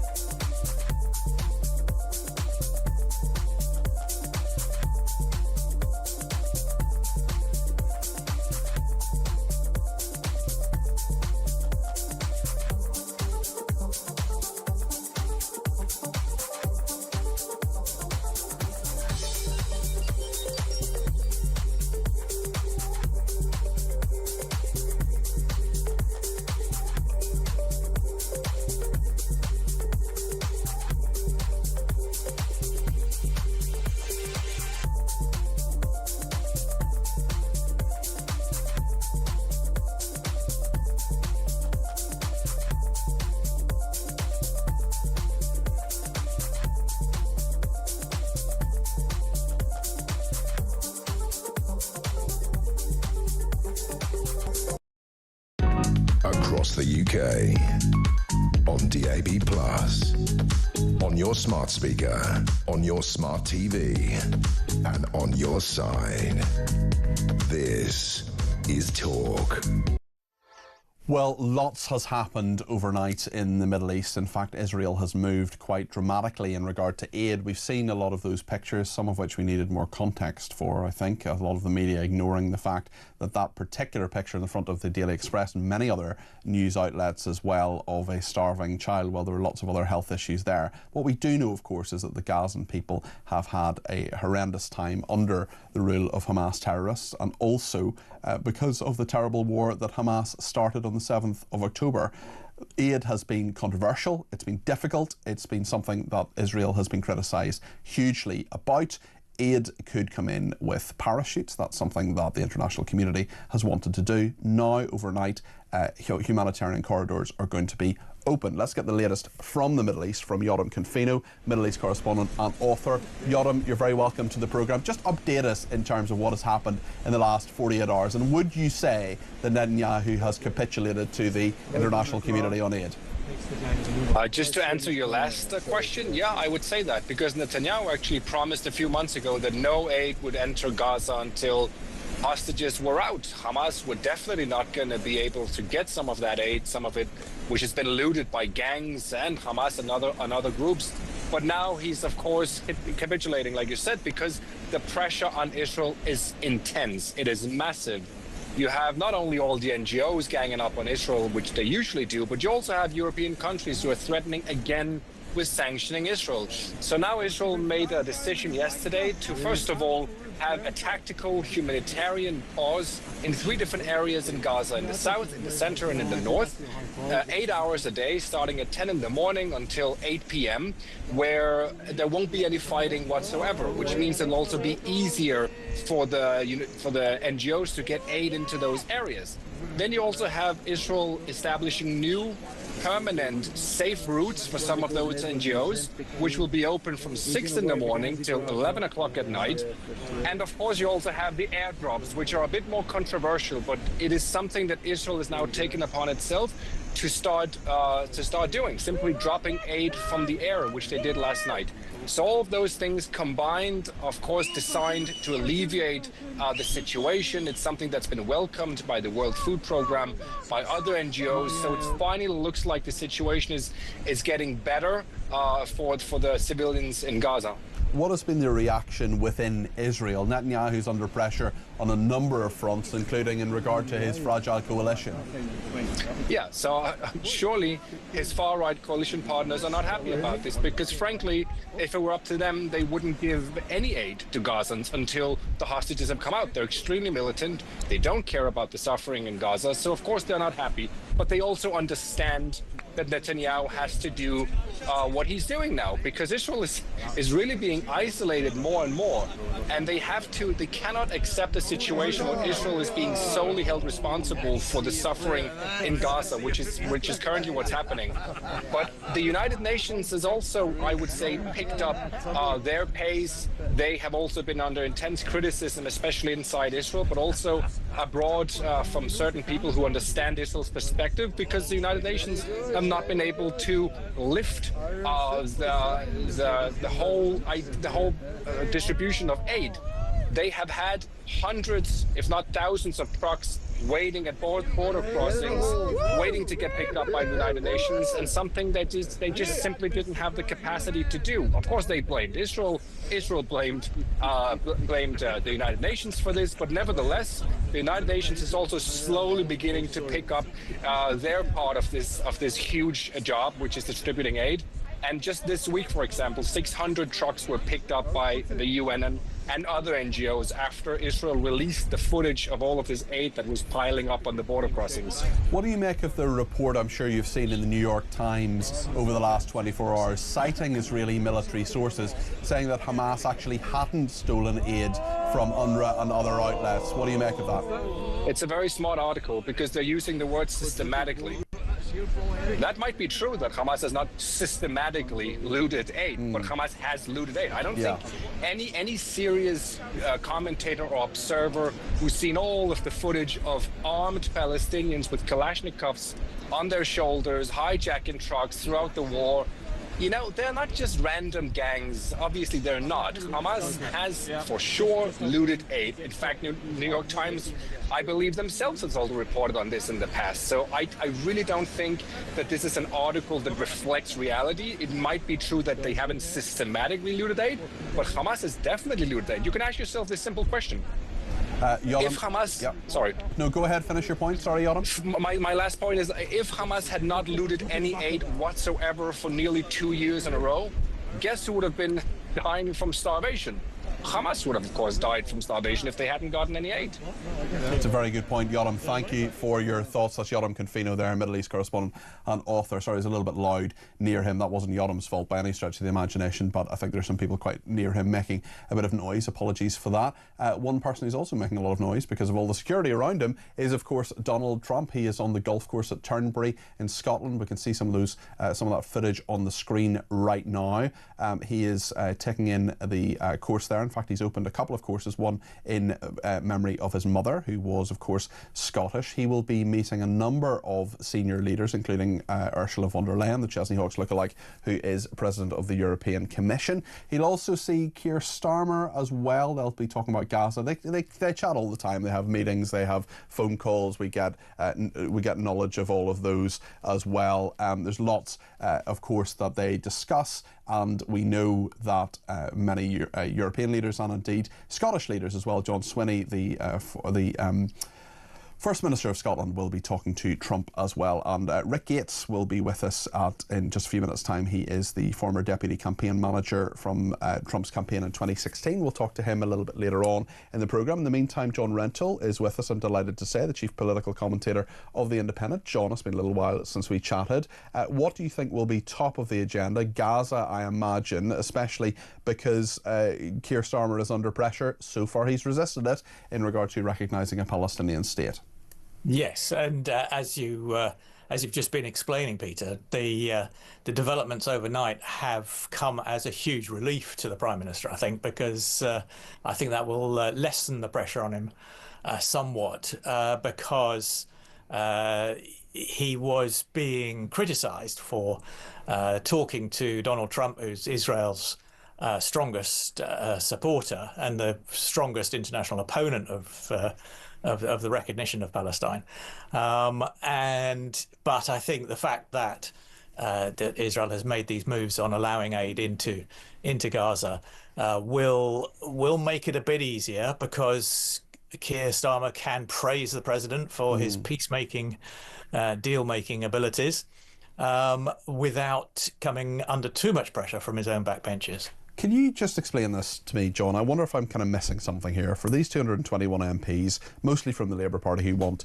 Palestine to be recognised as a state, first of all, where is Palestine? I think is a question you can reasonably ask. It's in at least two different places if it exists. Also, surely that just rewards Hamas terrorists by saying, right, you've got loads of pressure in the international community, therefore you've got the French president who's done it, then the UK Prime Minister capitulates as well. Am I missing something here? I just wonder, how does a recognition of a Palestinian state bring forward a peace process? Because I disagree, as you know, with Keir Starmer on basically everything. I think his idea, I want a two-state solution, unlike Hamas that wants a one-state solution without Israel. I want a two-state solution. I want people in the region to live in peace. I don't think now is the right time. And recognising a Palestinian state, I mean, what's the thinking behind this? Just explain this to me if you can. Am I missing something? Well, I think you're missing the symbolism of it. I mean, it is just it's a gesture. It is almost the only thing that a British parliamentarian can do, is to pass some kind of motion saying, we recognise a Palestinian state. I mean, that is the only thing they can do to symbolise how strongly they feel about the plight of the Palestinian people. I feel very strongly about the plight of the Palestinian people. I feel really strongly about the innocent civilians who are having a really rubbish time at the moment in the war and previously for 25 years under Hamas. I don't think that recognising a Palestinian state, and I know you're not necessarily advocating that, John, but I don't think that recognising a Palestinian state is something that would help them at all. Of course it wouldn't. I mean, it helps Labour MPs feel better about themselves, I think. Right. I think okay. it's Now it makes sense. The blunt truth about it. Okay. And, the fact that Hamas has not released the hostages, and that the first thing that anyone should do when commenting on the situation is to demand that Hamas release the hostages. 100%. 100%. That doesn't seem to compute, because people feel so strongly about these pictures that we've been seeing coming out of Gaza, and they are extremely distressing. There's no question about that. Totally. I wonder if we could turn to matters domestic just for a second, John, and talk about the junior doctors. How much pressure, if any, really, do you think the government is under here? Because certainly if there are strikes, that's not good for the NHS. But I'm not sure the public's on the side of the junior doctors this time. No, it isn't. I mean, that's very significant. Is the opinion polling suggesting the public is actually, on balance, opposed to these strikes, whereas public opinion supported the strikes last year. And I think it's very interesting. I mean, we haven't yet seen proper evidence of how many doctors went on strike on Friday. Well, we think it's lower than the last time as well. And we also think that this is a grouping within the British Medical Association. It's not everybody. It's not every single doctor. And actually, I've had a number of doctors, both GPs and junior doctors, who've been in touch saying, actually, hold on a second. I had a consultant on yesterday saying, these guys are not us. Well, yeah, but they did have a ballot, Peter. Yeah, no, that's true. And that's true. half of them voted to go on strike. I suspect that half will diminish as people realise the strength of feeling in public opinion against the strike. And I mean, in a way, it's a great pity. I mean, it just shows, it's lions led by donkeys all over again. You get radical leadership of a trade union who think they can talk their members into a strike, and then have to ignominiously retreat when they realise that there isn't the public support for it. John, thank you. Really good story in The Sun on Sunday as well. First of all, thanks to John Rentoul, their chief political commentator at The Independent. Really good story in The Sun on Sunday as well about the militant British Medical Association refusing a hospital's plea to allow a doctor to carry out potentially life-saving cancer tests. This is a hero medic on a picket line, heard about the row, broke ranks on the first day of the 5-day walkout to help 6 men who were waiting anxiously for prostate biopsies. Well, good for him for crossing that picket line. That is something that I wholly endorse.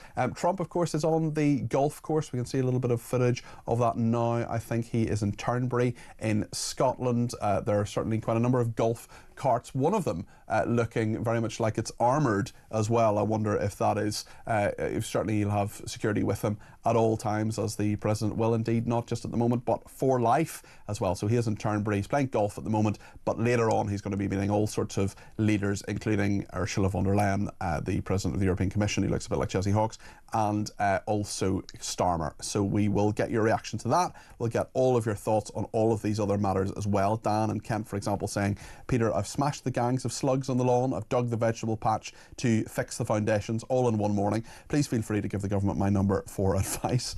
Thank you. Dawn says, we are 1 year into the Labour government and the trade unions are enjoying a renaissance. Nothing now works as it should. Street robbery and shoplifting is out of control. Illegal migrants are costing us a fortune. The Conservatives also have no answers. And your MP earlier on, Dave, who says, MP's working day and night. Does he work as a part-time comedian? Says Dave in Dorset. A very valid question. Plenty more questions, plenty more answers coming in just a second here on Talk.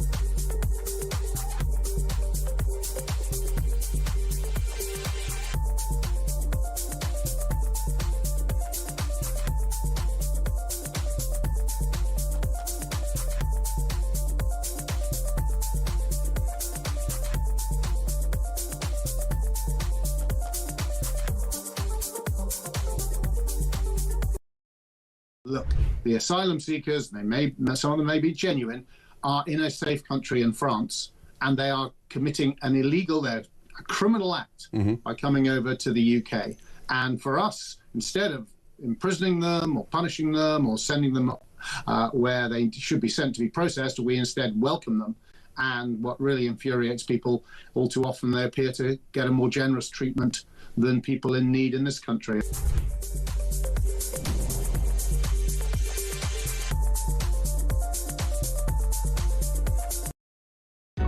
Across the UK, on DAB+, on your smart speaker, on your smart TV, and on your side. This is Talk. Thanks everybody who's been in touch on messages. Paul in Fife says these so-called doctors, what's to stop them going on strike next year again if they get their pay demands met? They are shameful. They are not the doctors I grew up respecting. They, along with the police, the courts and many others, have lost our trust and respect. A person on Twitter says no new police unit for all those rapes and sexual assaults. Paul says if only they could commit such resources to fight knife crime. Dave says James Murray, the Labour minister earlier on, repeating the same old lines, doesn't exactly fill one with confidence that they really want this to stop. Another person says he's pathetic and weak with absolutely no answers on anything, utterly depressing. Lady Anne has been in touch and says, what about the Antifa disruptors, Peter? There's no shortage of them. Certainly that is correct. A lot of those different protests that are going on about migrant hotels. Another person says, so the government have pivoted from smash the gangs to smash any dissent. Lots of people worried about the free speech implications of these online monitoring units. Rachel says, Peter, what is the 81st person in the boat get? Do they get prosecuted? I thought they were all breaking the law. Also, where does Yvette Cooper get her advice? It's balls. Get the joke. Haha. Great show, says Rachel. Yes, she is married, of course, to Ed Balls. Mick in Wallington says Trump should tell Starmer that until he restores freedom of speech, there'll be no trade deal and that he will withdraw from NATO until the EU stops saturating Britain and the EU with their enemies. NATO will be pointless, says Mick in Wallington. Mick, I think that's not a bad idea. How likely do you think it is that Starmer will do that?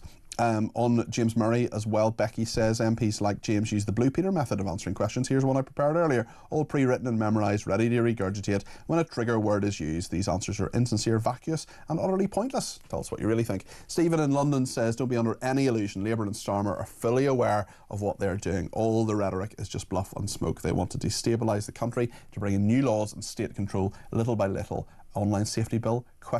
Says Stephen. Let's speak to Michelle in London on migration. Michelle, I know you've been patient with us this morning. Thank you for that. What would you like to say today?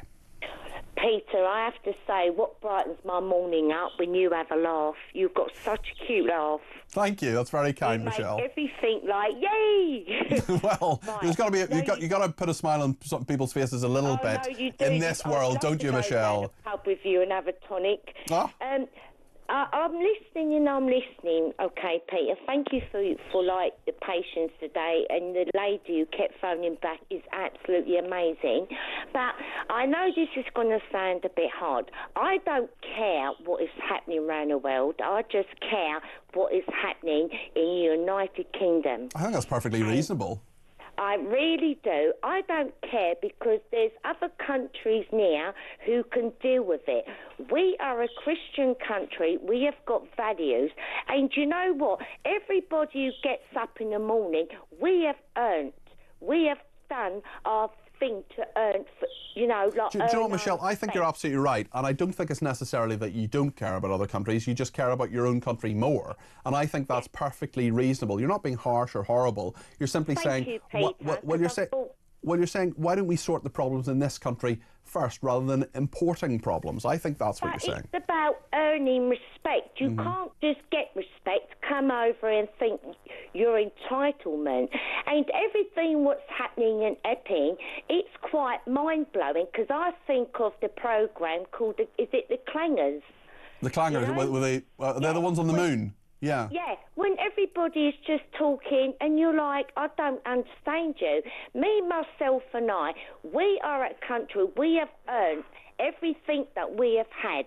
Our forefathers have fought for our democracy. We have never been given anything. We have earned it. And people are coming over and they are just like handed over our freedoms and everything. This is so wrong on every level.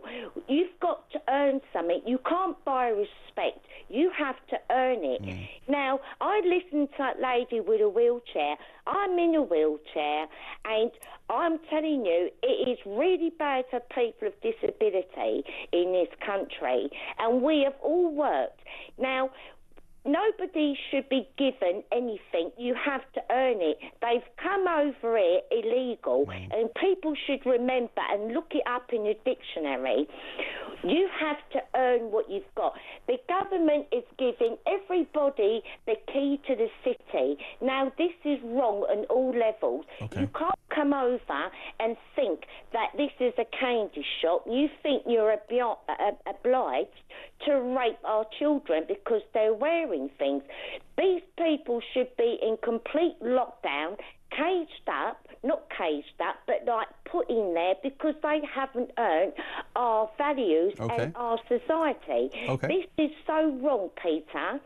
You know, we're handing things over. The government is like something from the biblical days when they just throw out bread from their palaces and their second homes and third homes, bread to the poor. Yeah, I think a lot of people feel that way, Michelle. I think a lot of people feel that the political class is really, really disconnected from so many others as well. Michelle, thanks for your thoughts this morning. Thanks for your kind words as well. Let's play a couple of voice notes now. Rob's been in touch on Starmer and Trump and what might happen a little bit later on in Scotland. Good morning, Peter. So Keir Starmer's meeting Donald Trump today. You know, it's totally ridiculous what he's done to this country. It's totally ruined, you know, and it's not going to get any better, is it? Let's face it. What can he do? He's useless. His party's useless. All brain dead, the lot of them. Bye. Thanks, Rob. Daryl's been in touch from Blackburn about the interview with James Murray, the Treasury Minister, who was on a little bit earlier on in the programme. Morning, Peter. Daryl Blackburn. Just on your interview with James Murray, he really does show the levels of idiocy in this government. When you question him on Trump's hardline tactics, he replies with a straight face, different countries use different methods. We know in the UK, the smashing the gangs is the best method. I just can't believe what I hear off these people. Great show. Thank you, Daryl. I think that's a really, really good point. Just speaking about what you hear, just do me a favour. I know it sounds bizarre for me to say this, but do turn me down when you're recording your voice message, because we just hear that in the background. There are quite a number of people who don't have 100% brilliant hearing, and if you have competing sounds, that can be difficult for them. But Daryl, we heard what you said loud and clearly anyway, and you made a really, really good set of points there. Nick is in Loughborough and has some points on James Murray as well. Good morning, Peter. Nick Moore from Loughborough. Once again, I'm left almost speechless, and those that know me know that doesn't happen very often. I want to thank you again for trying to hold your Labour Minister's James Murray's feet to the fire, but as per usual, he didn't answer one question that you asked him. All he did was come out with a load of robotic babble, a robotic bump, and this is what these people constantly spout. They have no credibility. Well done, Peter. Thanks for a great show. Have a good weekend. Cheers, Nick. Thank you for that, and I hope you have a lovely weekend yourself. I think you make some perfectly reasonable points. More on the way now from Herbie and Harrow, who's given me a ring on 0344 499 1000. Herbie, you're very welcome to the programme. What would you like to say? Good morning, Peter. Well, Simon, what's his name? I think he's on a different planet than the rest of us, I think. Well, are you talking about James Murray, who was on earlier on? Yeah, James Murray, yeah. Oh, where's he coming from? I mean, to say that the housing crisis isn't a crisis, and that, you know, the local authorities are buying up houses for these legal immigrants. What about the people that are paying the rates for these local authorities, where their money's going to be spent on illegal immigrants when they can't get a house themselves? what they think they're going to do. Yeah. The crisis is going to be another crisis. Well, where are they going to live? And I mean, the government says they're going to build 1.5 million homes by the... Yeah. Do you believe them? No, I don't. We haven't got the materials, we haven't got the staff or anything else. Where's the land going to come from to build all these 1.5 million homes? You know, they can't be built overnight, Peter. It's just ridiculous. And for him to say there is no crisis, as I said, where's he coming from? Of course there's a housing crisis. It's been going on for years. And yet the illegals are getting priority over everybody else. Why do you think they are demonstrating now, Peter, all around the country? Yeah. We said it before, Peter. We've mentioned it many a time. It's about to blow, and I think it's now blown.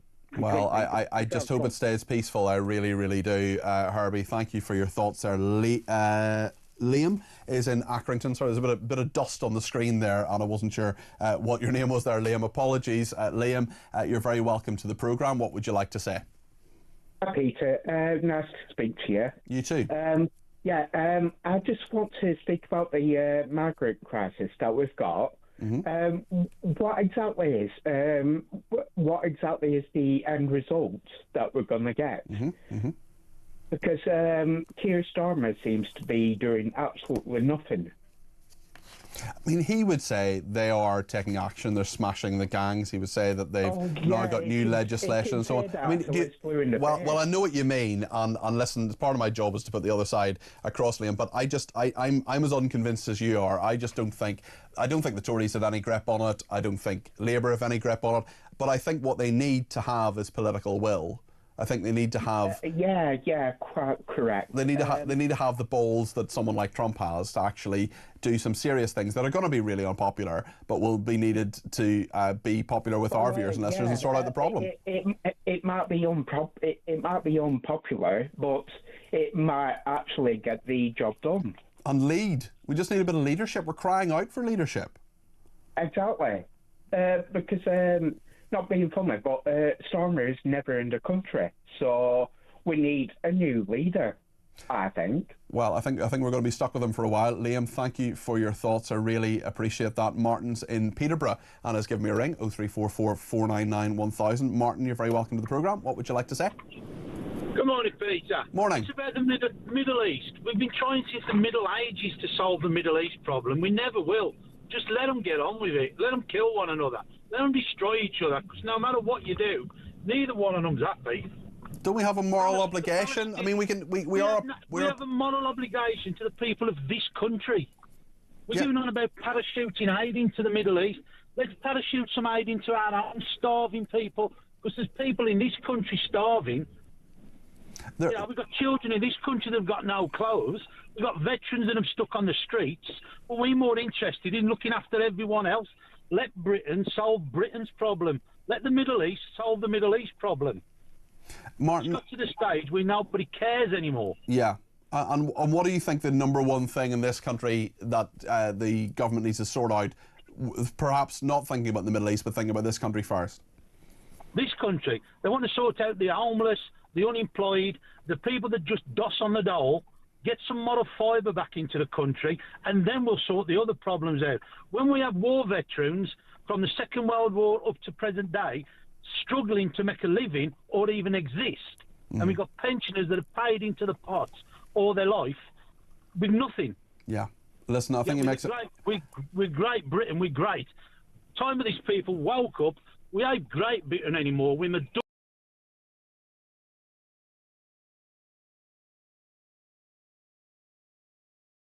absolutely disgusting, this country.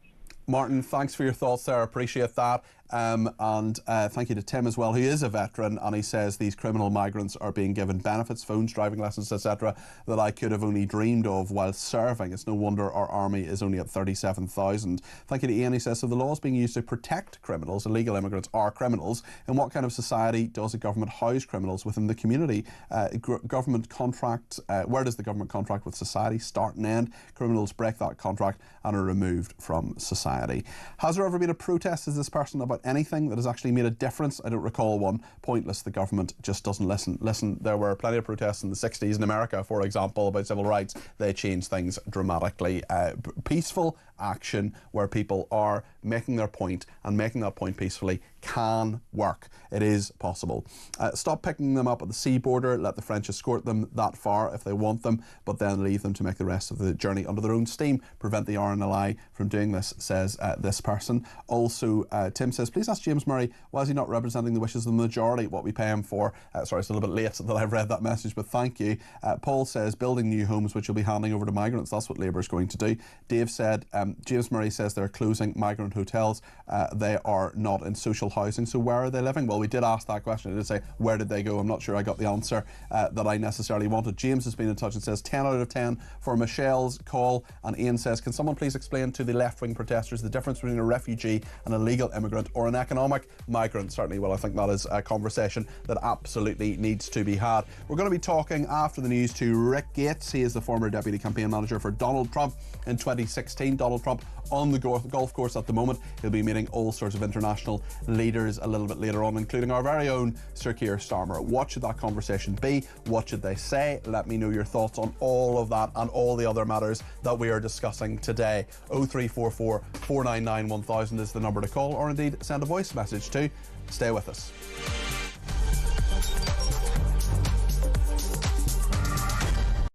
My message to people smugglers is this. I think smashing the gangs is a deterrent. Smash the gangs. Smash the people smuggling gangs. People smuggling puns. He couldn't even smash an avocado for a piece of toast. Or the people... What would the people... I think smashing the gangs is a deterrent. Well, it might be if you smashed any, if you found any. The people smash... Those, the smash... And he hasn't smashed anything. I mean, literally all he does is he smashes records every sort of couple of weeks, when more and more people come in a period of 24 hours. Smash the gangs that are running this vile trade. You're never going to smash the gangs. That's something that basically is impossible. The gangs are like the Hydra. You cut the head off and another two grow. So I did write to ministers and say that I wasn't convinced that smashing the gangs was the right sort of way of thinking about things. We will smash the gangs that undermine our security. Keir Starmer has just tweeted 15 minutes ago. He says, I know you're angry about immigration. I get it. We will smash the people smuggling gangs at source. Maybe I'll just read it all in his accent, shall I? There is no return to freedom of movement. We have left the EU. I do not accept that prevents us working with other police units here, with prosecutors here, to smash the gangs. Yeah. Well, sure, the smuggling gangs are absolutely quaking in their boots now. Keir Starmer's on their case. Solving this issue, smashing the gangs, is that the impossible dream, Tom? It really seems beyond him at the minute, I have to say. We're going to get the evil people smugglers and we're going to smash them and we're going to put them in jail. That will solve the migrant crisis. Prime Minister Keir Starmer's promise to smash the gangs has resulted in just 5 convictions. Hurrah for operating small boats. So what he really wants to say is that this policy of smashing the gangs is a total and utter disaster. There isn't a cat in hell's chance that it's going to work. You just crap. Can't say it. It's crap. That's what he's basically saying. I know you're angry about immigration. I get it. Mark my words, I will take back control of our borders. That means cutting migration, ending the use of asylum hotels and ramping up our efforts to stop small boat crossings. It's like a parallel universe, the real world, as told by the impressive David Bolt, and Keir Starmer and Rachel Reeves' fantasy world. We will smash the people smuggling gangs at source.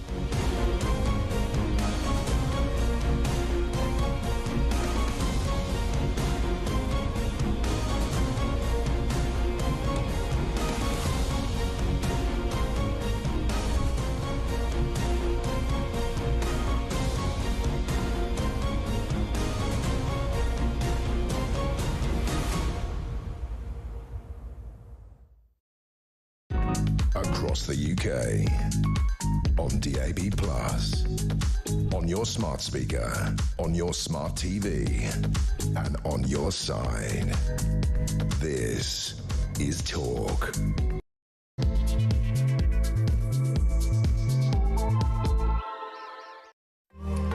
Well, a very good afternoon. Thank you so much for your company here on Talk. Loads to discuss, especially about Donald Trump. He's currently on the golf course ahead of diplomatic meetings in Scotland. He's going to be meeting The Prime Minister, Keir Starmer, as well at Turnberry in Scotland, he has said that the chances of the US working out a trade deal with the EU are 50-50. He's going to meet Chesney Hawkes lookalike for Ursula von der Leyen, the President of the European Commission, a little bit later on. We'll talk about all of this with Rick Gates, who's the former Deputy Campaign Manager for Donald Trump in 2016. We'll talk to him in just a second, and we'll get your views and thoughts, of course, later on in the programme, and everything we've been talking about today: migration, the interview with James Murray, the government minister we spoke to earlier on free speech.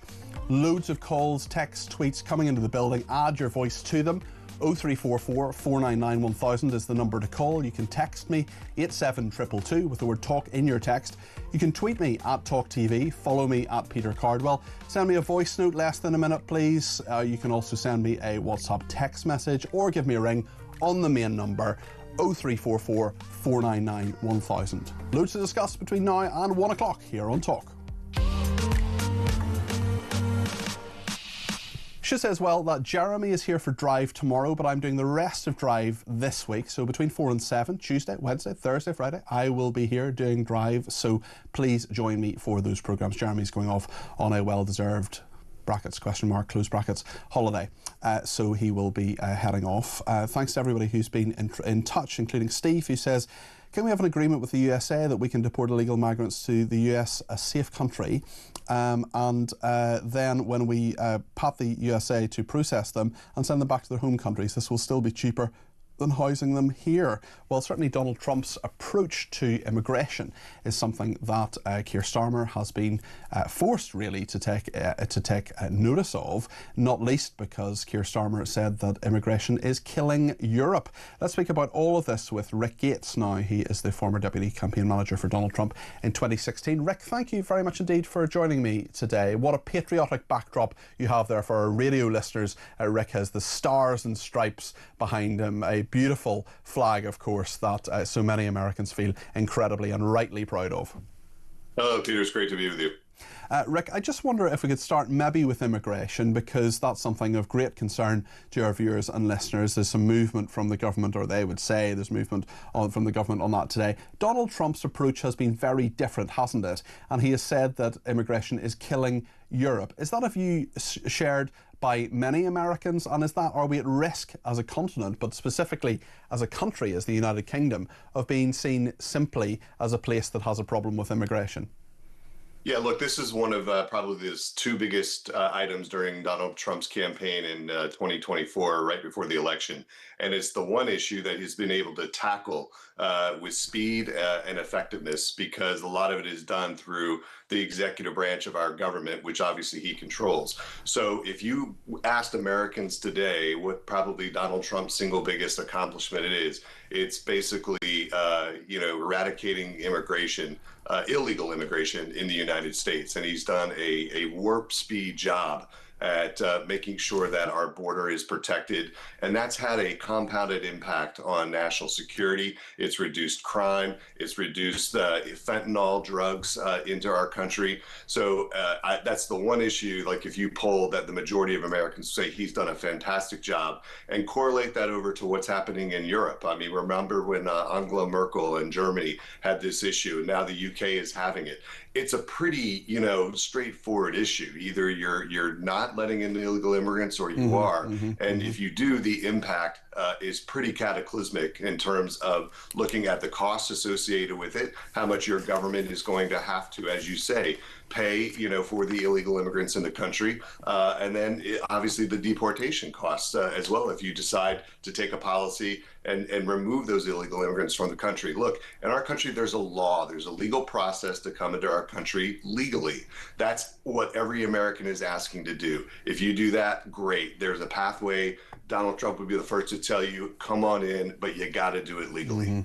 And that tough approach, and the fact that it was very, very clear in the 2024 election that so many people wanted tough action on immigration. Donald Trump has that mandate. He took that action. He did it decisively, and he will reap the rewards, of course. But there have been a number of other issues that have been very problematic for him. Not one, I'm sure, that will be discussed at all in Scotland today, but the issue of Ghislaine Maxwell, the front page of one of the big papers here in the UK, the Mail on Sunday, talking about Prince Andrew in this interview with the Deputy Attorney General. The Epstein files, clearly a big issue for many. I just wonder if it has split some of Donald Trump's supporters in your estimation.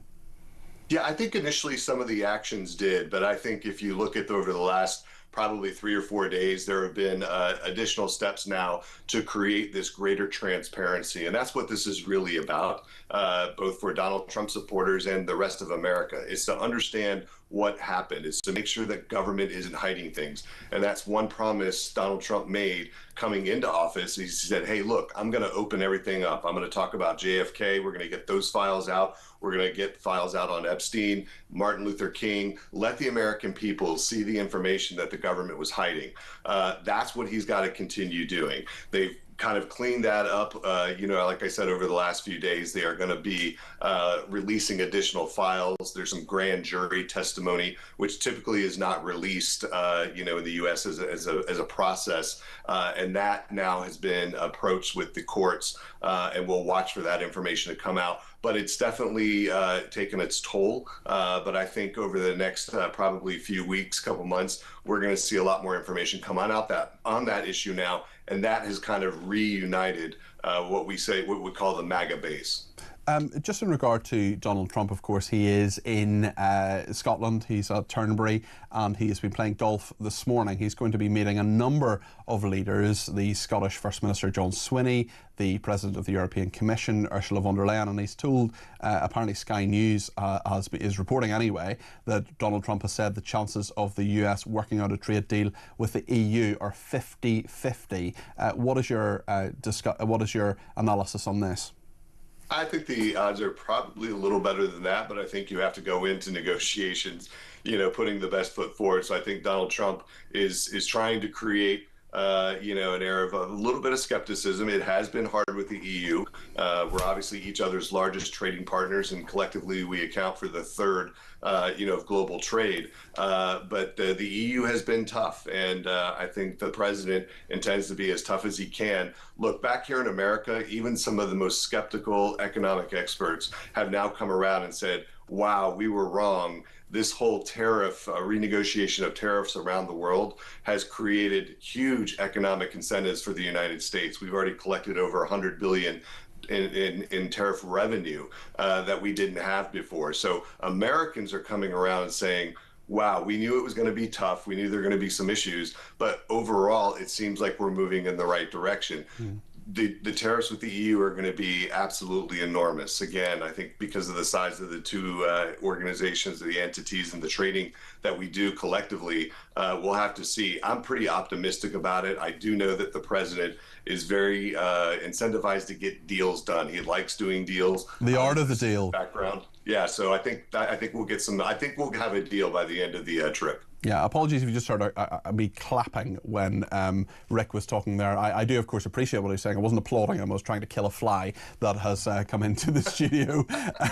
Rick, I wonder if I could ask you about Starmer particularly, because we heard on the immigration matter, of course, we talked about that he said that's killing Europe. We know that Starmer is under a lot of pressure here in the UK to recognise the state of Palestine. That is what Macron has done, the French president. Donald Trump is saying very clearly that he is not going to do that. That is not what he is going to do. But at the same time, he has huge influence, of course, in the region and with Benjamin Netanyahu. What do you make about that element of the discussions that no doubt will be had today? Yeah, look, I think the president is going to be very clear, and as he has been with, President Macron, he thought it was a mistake that Macron made the pronouncement that he did. Obviously the U.S. has been heavily involved in negotiations with the Palestinians in Gaza, and a big piece of that is Hamas. And as you saw over the last couple of days, those talks broke down because Hamas doesn't seem to be serious about actually coming to a peaceful negotiation. I think that puts your Prime Minister Starmer in a difficult position. I think if there were a path where Hamas were willing to entertain negotiations and enter into a peace deal, then there might be, an opportunity to talk about that more forcefully in terms of recognizing Palestine. Not that the U.S. is going to do it, and they won't do it at any stretch, but at least it gives them room. Right now, there is no room for that. You can't sit there and support the Palestinians, Hamas, in a free state while Hamas is continuing to refuse to enter into a peace negotiation and still holding hostages. It's kind of a non-starter.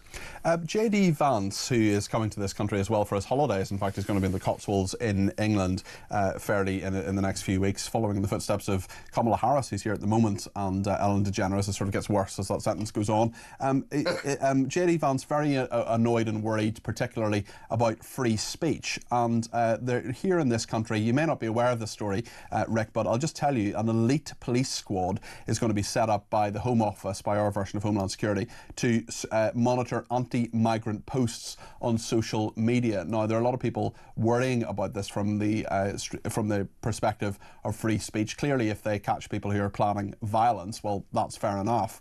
But in regard to how people have been policed, Lucy Connolly is a celebrated case, or quite the opposite actually, is a famous case, but a very worrying case over here. A woman who wrote something that incited violence, but instead of being given something like a police caution or community service, she was locked up for 31 months. I just wonder if J.D. Vance and the MAGA people, and indeed the Trump administration, see this story about this elite police squad set up to monitor anti-migrant posts, what their reaction is likely to be, especially as J.D. Vance has said very, very clearly, Trump has too, that free speech is under threat in the United Kingdom and Europe and the world very generally. Yeah, look, I think it's a big story. We are aware of it, here in the United States. Obviously, there are other issues that are a little bigger for us, but I mean, it goes to the heart of what particularly Vice President Vance and certainly the president, during their campaign, over the last 4 years during the Biden administration, we had a lot of, what people would declare as free speech suppression. We had a lot of the tech companies, suppressing free speech on a lot of the social media apps that were used. And it became a huge issue for the president and the Democratic Party in our recent campaign here. So it's a massive issue for us. It's one that certainly J.D. Vance has talked about internationally. In Germany, when he went to the Munich Security Conference, he had a huge dust up on this particular issue then. So he's going to continue to fight it, be an ardent advocate for it. Under the Biden administration, we had something similar. So hopefully it doesn't work in your country as it didn't in ours. But Biden, what we called, created the Ministry of de-truth, and it was basically a similar operation set up to basically suppress information, to monitor free speech, to monitor posts. So it was a bad situation here. It didn't succeed. Hopefully it won't succeed in the UK either. Thank you very much indeed. That's Rick Gates there, who's the former Deputy Campaign Manager for Donald Trump in 2016. Appreciate his contribution. Thank you also to Sharon, who says, "Morning, Mr. C. Great show as always. I just can't believe the state of our country. Why do those in power think they can just spaff our hard-earned money on insane policies, including censorship and migration? I didn't give permission for my money to be spent on trying to save the world at the expense of the safety and security of the folk of this country." Christopher says the politicians calling for... Oh, I've lost it. No, I've lost it. Don't know where it is. Oh, here it is. Chris in Bexley, a great part of the world, once represented by a brilliant MP called James Brokenshire. The politicians calling for a two-state solution in Israel need to wake up. This is not an option, as the Gazans and Israelis' hatred of one another is so deep after this war they will forever only want to wipe each other off the face of the earth. If we recognise a Palestinian state, this conflict will never end. Well, Chris, I don't agree with every single part of that, but I think the sentiment and the thrust of what you're saying is right. I do want a two-state solution. I want there to be peace in the Middle East. I would like a Palestinian state, but I want it to ideally be democratic and not run by Islamists and not run, certainly, by Hamas terrorists. And I do wonder about those MPs at the moment. John Rentoul said earlier on, the chief political commentator of The Independent, said it just makes Labour MPs feel better. Well, to me, it may make them feel better, but what it also does is sends a message to Hamas that what they're doing is right. I want Palestinian people to live in peace. I'd like them to live in democracy, or at least a stable state that isn't run by terrorists. So, Chris, I don't quite agree with you, but I think a lot of what you're saying is perfectly valid. So thank you for that. And thank you anyway. Even if you disagree with me, that's okay, because in my programmes we disagree without being disagreeable. Kathy in Deal says if they don't want people talking about the migrant problem, don't want people organising protests, and perhaps it's time for a silent rebellion and have a national strike, a protest to force the government out. After all, it's our money they use to work against us. And Simon says, you keep excusing the horrendous killing of tens of thousands of innocent civilians in Gaza, including women and children who want nothing more than to find food and safety, by constantly referring to October the 7th. War crimes are being committed, but this has gone way beyond self-defence. You know it, and so does the rest of the world. Simon, at what point have I not mentioned the civilians in Gaza? I've mentioned it at least 5 or 6 times. I've mentioned my clear disagreement with a number of the things that Benjamin Netanyahu has done. I am not excusing the horrendous killing of tens of thousands. You said constantly referring to October the 7th. Well, I tell you something, I know who's referring to the October the 7th. I am, and do you know why I am? Because the hostages, 50 of them, are still held by Hamas terrorists. And that started all of this. You can trace every single thing that is happening in Gaza right back to the 7th of October. It is a fact that Hamas, there was a peaceful atmosphere for a number of weeks before then, and then Hamas murdered, raped, burned, did all sorts of things, took hostages, took 251 hostages, and of course that was the start of all of this. I'm not saying for a second that I don't have great compassion for the innocent civilians in Gaza. Of course I do. I've mentioned that a number of times in this programme and in many other programmes as well. I just don't understand that message, Simon, at all. Thank you to Cliff in Berkshire, who says, did Trump invite Starmer up to Scotland because he has need of a caddy to carry his clubs? And Leslie says, is Yvette Cooper working from home? She keeps releasing statements, but we haven't seen her for quite a while, says Leslie. And Joe in Norfolk, just finally before the break, Joe says, great show, Peter. New rules for boats with over 80 migrants in them is shameful. Labour wasting time making a law they do not need or will ever enforce, just to look as if they're doing something in migration when they've done absolutely nothing. The only hope is Trump tells Starmer how useless he is and challenges Starmer in free speech. They think if they stop you from posting things about migrant issues, it will all go away. I've never been so angry, says Joe. Lots more to come, including your calls after the break. We'll also talk a little bit later on about whether thinking your boss is actually hating your boss apparently is not a mental health condition. I don't think it was, but we'll talk about that a little bit later on in the programme. So stay with us here on Talk.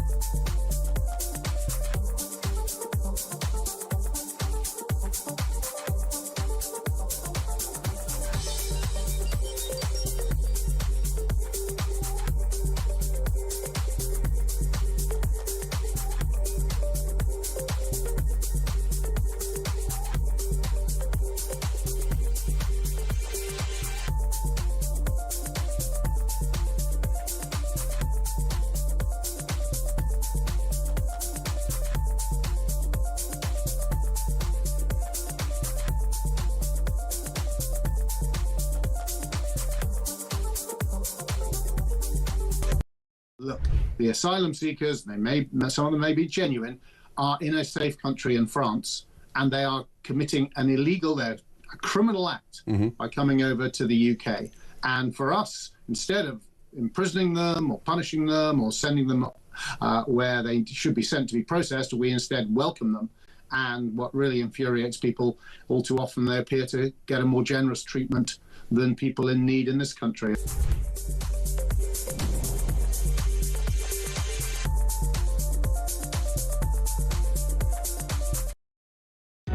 Across the UK, on DAB+, on your smart speaker, on your smart TV, and on your side. This is Talk.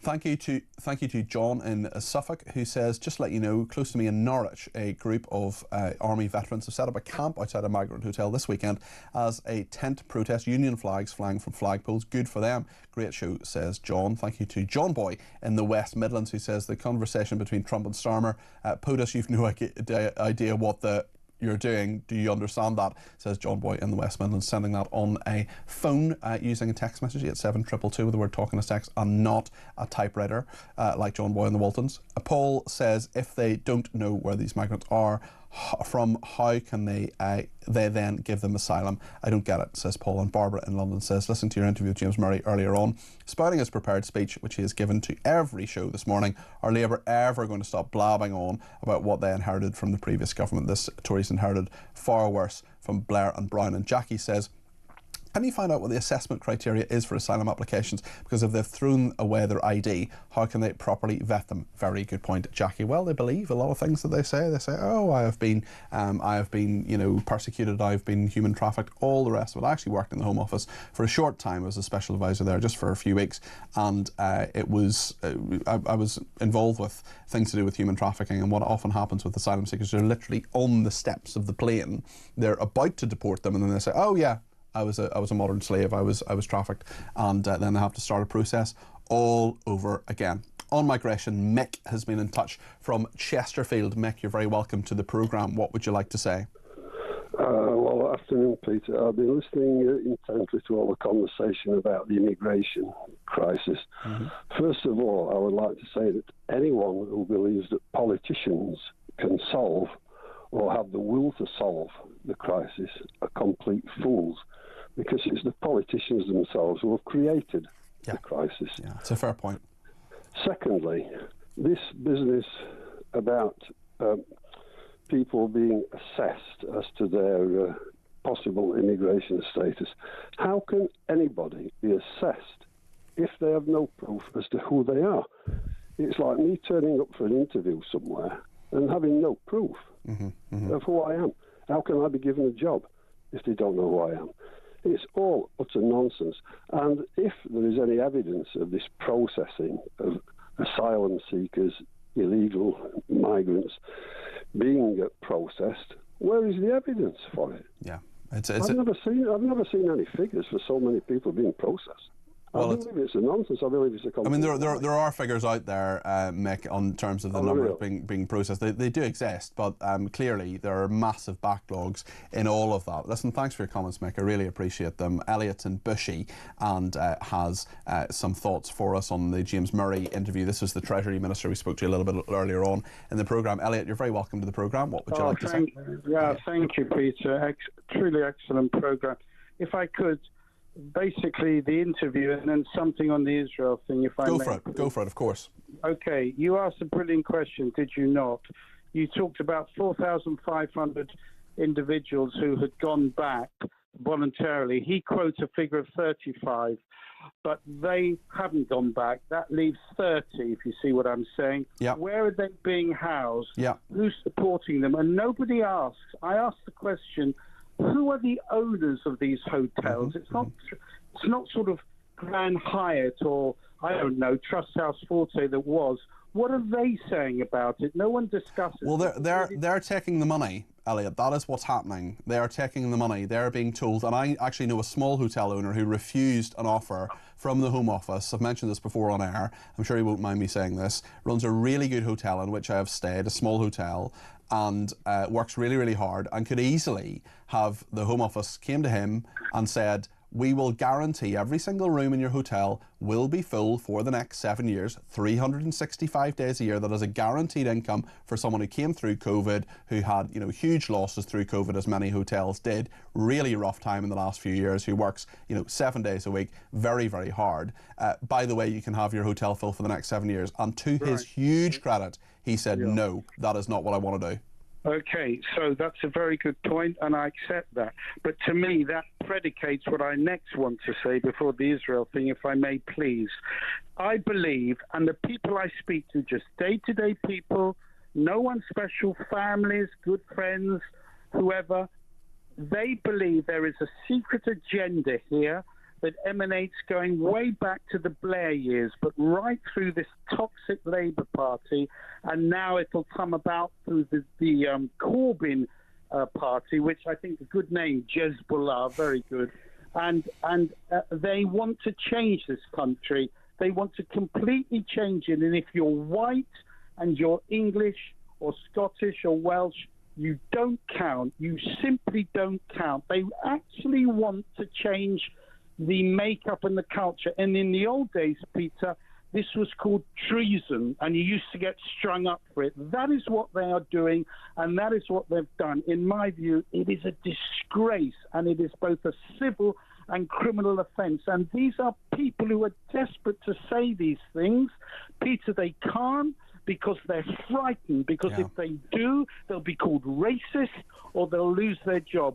This country, I'm afraid, in my 70 years, has become beyond redemption. That was number one. On the Israel thing, if I may, very quickly. Yeah, just quickly, if you would, Elliot. Yeah. I will, very quickly.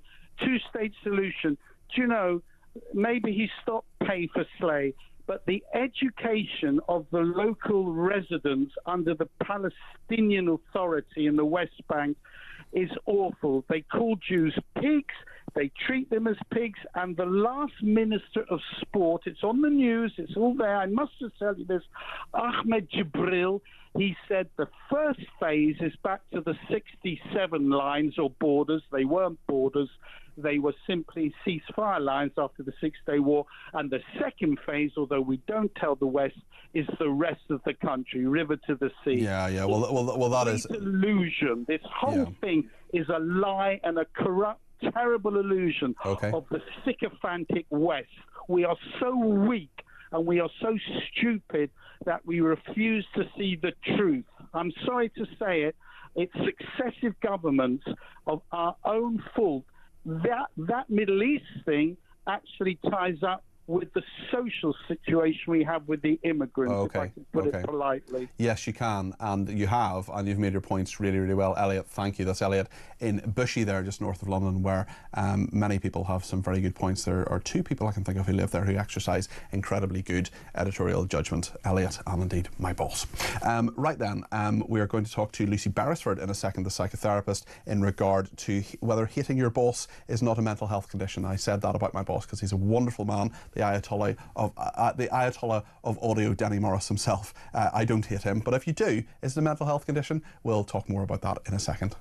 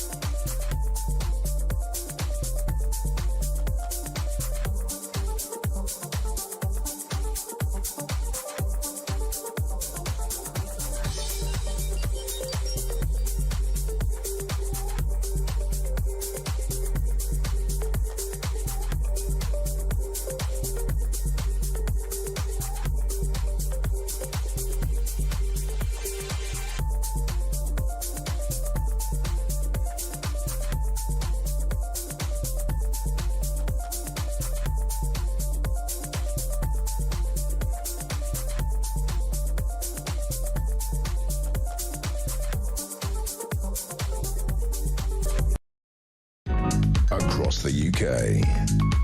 On DAB+, on your smart speaker, on your smart TV, and on your side. This is Talk. Julie Hartley-Brewer is indeed back tomorrow from 10 o'clock on Talk. She will be here between 10 and 1. Jeremy will be here tomorrow between 4 and 7. And then for the rest of the week, Tuesday to Friday, I'm presenting Drive between 4 and 7 each day, Tuesday, Wednesday, Thursday, Friday. Thank you to the person who gets in touch and says, Elliot, you spoke for the nation. Thank you. And thanks to John Boy in the West Midlands, who has no typewriter. He says, love the comments about not having a typewriter. Great show, mate. Says John Boy, thank you. Yeah, there was that sort of famous bit in the Waltons where John Boy has the typewriter and wants to be a writer. One person who is a writer, an author, a psychotherapist, and indeed a contributor to this programme is Lucy Beresford, who is with us now. Lucy, very good afternoon to you. Hello, Peter. Tell us about this story. Employees who have I hate my boss syndrome should not be signed off sick with a mental health condition. This is according to the head of a government workplace review, Sir Charlie Mayfield. He says he's concerned some problems are being over-medicalised when they could actually be solved in the office. Well, I have an exclusive for you. I hate my boss syndrome is not a real mental health condition. It is not Right. a real syndrome, Yes. and you heard it here first. Are there people who just hate their boss who take a day off because they don't like their boss? Do you know what? It is so much more complicated than that, because I have definitely worked clinically and certainly at places where I've worked. We have come across people where the dynamics within a workplace trigger and replicate issues perhaps in a family setting or things that have happened in someone's past that can actually trigger a sort of mental health crisis, spike in anxiety, a spike in depression, and that relationship becomes a really toxic experience, and it leads to people needing to take time off, and it also needs them to perhaps work through some of their issues that have perhaps been not addressed since childhood. But what Sir Charlie Mayfield seems to be talking about is an escalation in sick note culture, which has really flourished in the last 2 or 3 years, let's say since the pandemic, where increasingly people are saying, well, I don't like the workplace. I find the commute, I find my colleagues, I find the pressures of work too intense, and I'm actually going to get signed off. And that's the thing that he's actually addressing. And as a result, he's addressing one problem, but there are actually situations within the workplace where dynamics can actually trigger a mental health crisis, and that's where HR needs to be much more robust for both sides of the equation. You've worked in some tough environments, Lucy. You've been an investment banker previously in your past. I mean, do people just need to be a bit tougher sometimes in workplaces? Do they need to just realise, actually, these people aren't... I remember one person who's quite close to me said there are sort of 3 categories. There are people who are actual friends, there are people who are workplace friends, and then there are a third category which are called mandatory working companions, which is simply people you share the office or the factory floor with or the workspace with. You wouldn't choose to spend any time with them outside the workplace, but you just got to get on with it because that's life and that's what the workplace is. And some workplaces are incredibly demanding, but I had a boss who felt that a night's sleep was a missed marketing opportunity, and he only said that half in jest. And I worked in a department where it was in a way typical for you to have 2 jackets. You would put one on your chair so that you could go home and everyone thought you were still there. So the pressure was incredibly intense and very unhealthy. And I am pleased that things have changed in the last 20 years within the workplace. But we're talking here more about a psychological crisis, a psychological ramifications of being in an environment with people you can't control, and how do you develop the resilience to deal with people who have different opinions to you, who perhaps don't treat people the way that you want to be treated. And that resilience is only something that you can learn in the presence of other human beings. And this tendency we've got for people to work from home much more means that we're actually weakening our interpersonal skills, and we're weakening those moments where we could actually really embrace the elements of work that are good for our mental health. And as I say, we have this sick note culture that basically says if you have one particular day, having a bad hair day, or you're having a clash with your boss, that actually you can get signed off sick. And therefore resilience is probably going to be the key component to this. If we can raise a generation that's more resilient, we'll probably have fewer incidents like this in the workplace. Do you think working from home by itself is something, you say it's reducing people's interpersonal skills? Actually, one person in mind here who's a friend of mine who really doesn't like working in an office. It's not necessarily people in the office, it's just the sort of shared atmosphere, and works so much more industriously at home. Is a very, very hard worker. He's someone who, when I hear about people slagging off the civil service, I always think of him because he works incredibly hard. He's very dedicated to his job. He really cares about the work that he does. And he actually just works so much better at home by himself and provides actually a lot more value to the taxpayer than he does when he's in a loud office. And I just wonder, at what point do we say, actually, hold on a second, maybe working from home can make you more industrious, even if it doesn't involve coming into the office every day, which many people will say, well, actually, why would I sit on a train or in my car for a long period of time when I can do basically the same thing from home? Not all jobs that's the case for, but a lot of office workers it can be.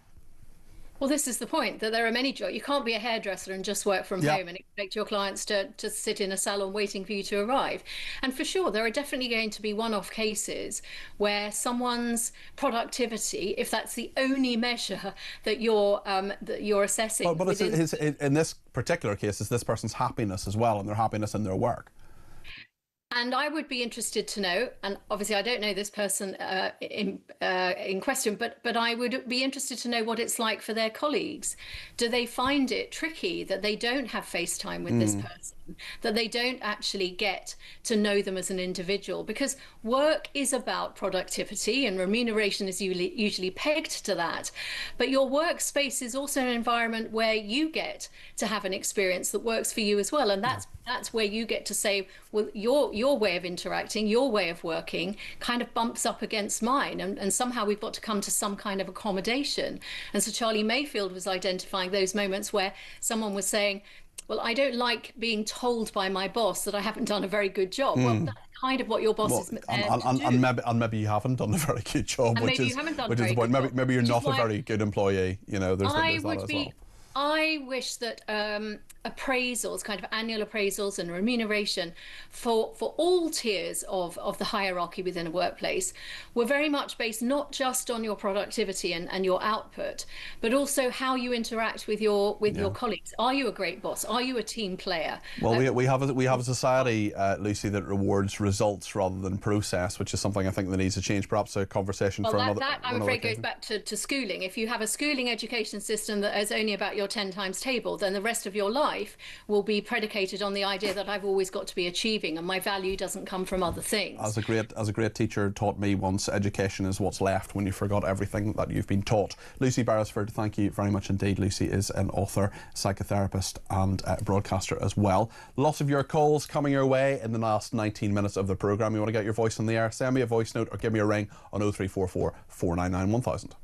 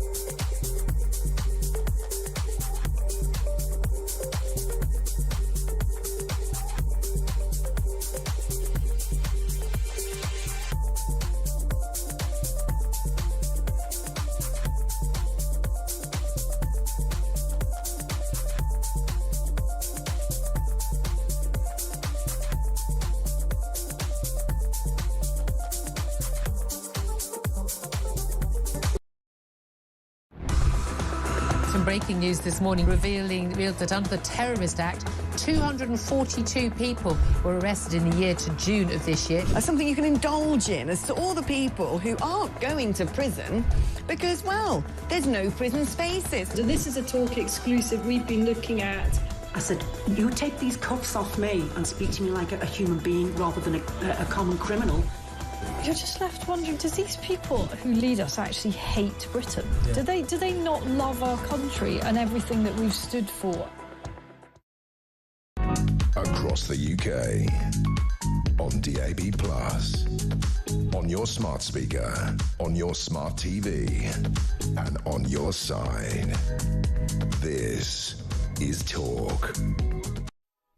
Thank you to everybody who's been in touch, including Sean, who says most people need to grow a spine. Mental health for most is a label to use to get out of work or problems. Well, listen, as someone who takes pills every single day for genuine mental health problems, for depression and anxiety, I can honestly say that being treated for that was one of the best things that's ever happened in my life. It means I can do this job and present these programmes. I do think mental health is overused. I think people say, oh, my mental health is bad, sometimes when they just mean I'm having a bad day or I'm a bit anxious about an exam or something like that. We need to find a way to talk about it properly. So Sean, thanks for your message. Jan in Newcastle says, great show as always, Peter. I totally agree with Elliot, who spoke a bit earlier on. The immigrants who are breaking into our country by boat should not even go to the asylum system because they are criminals, and as they have no identification, means they should not be allowed to stay. James said, it's not in my DNA to shut up when I see wrong, so this government can shut down my social media, which they are, but the British people will always have their say, says Jane. Ian says, if you pass a law which says it's illegal to have more than 80 migrants in a rubber dinghy, are you by definition or default legalising boats with fewer than 80 migrants or not in a rubber dinghy? Ian, it's a really good point. I mean, it's illegal anyway. Why do they need further law? We'll just implement the law that's there already. Jane says President Trump should ask the Prime Minister why he is treating his citizens so badly, and does he think he should resign and call an election?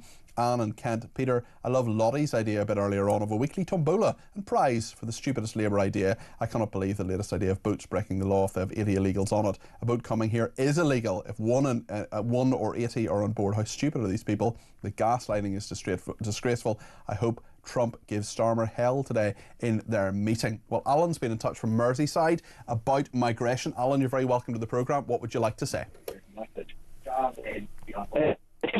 What it is, instead of all these people protesting outside of the hotel... Alan, sorry, can you do me a favour and just turn your telly or your radio down? We'll come back to you in 1 second, I promise.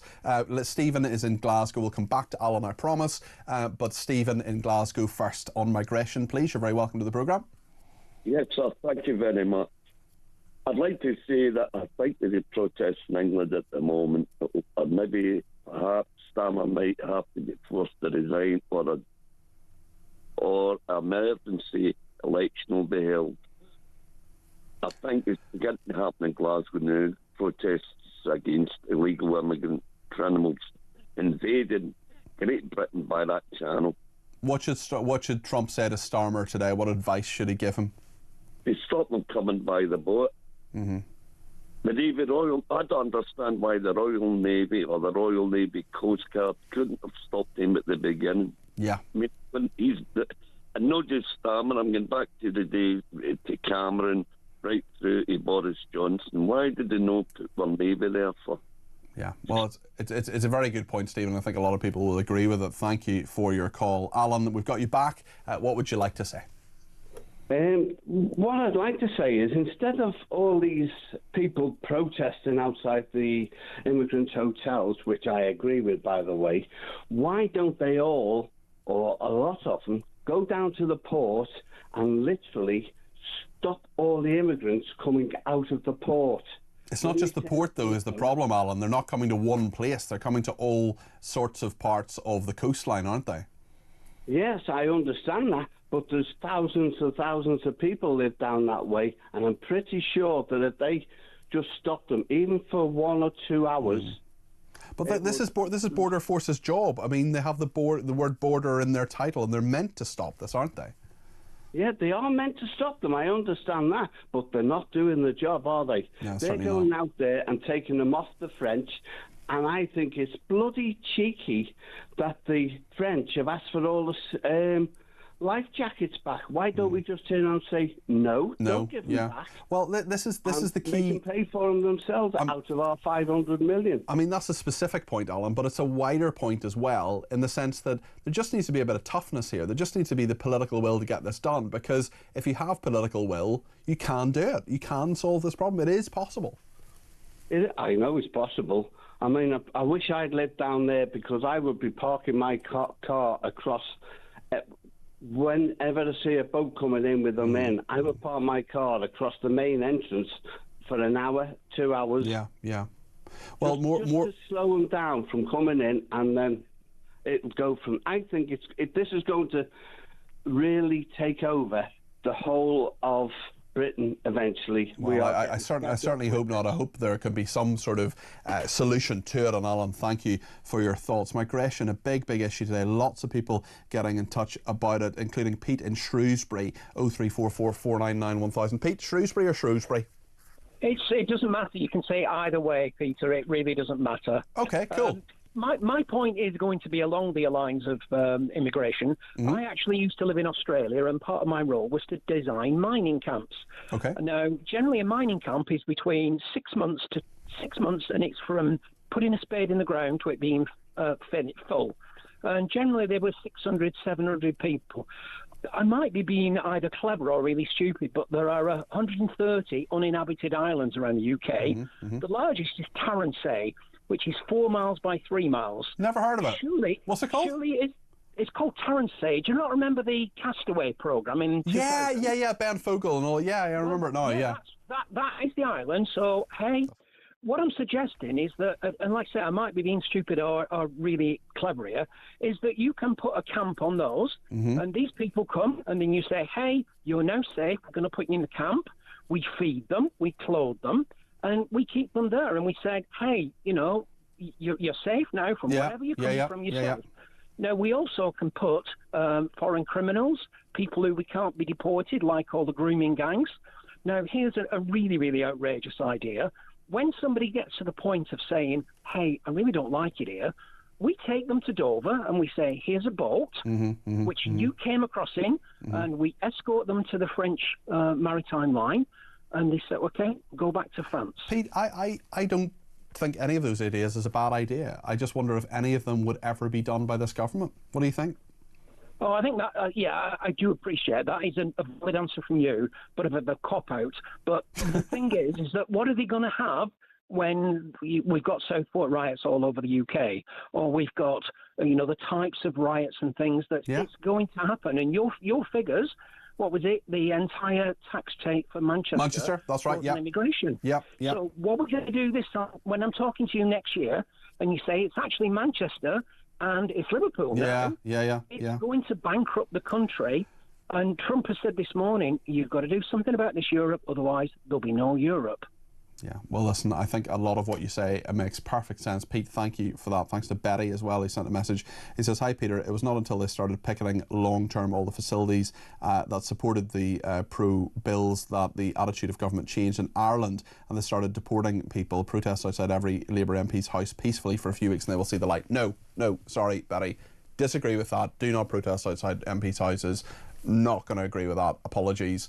Just that is not what you should do. There are people living in those houses who will be intimidated by that. There are kids, there are wives, there are husbands who have not chosen a career in politics who need to be living their lives perfectly freely and without any form of intimidation, whether it is a peaceful protest or not. Stay away from MPs' houses. Allow them to have some sort of private life. Certainly go to their constituency office, write to them, email, turn up, make your voice heard as a citizen, but leave them alone in their private residences. I'm afraid I'm very strong on that. Will not compromise in that particular matter.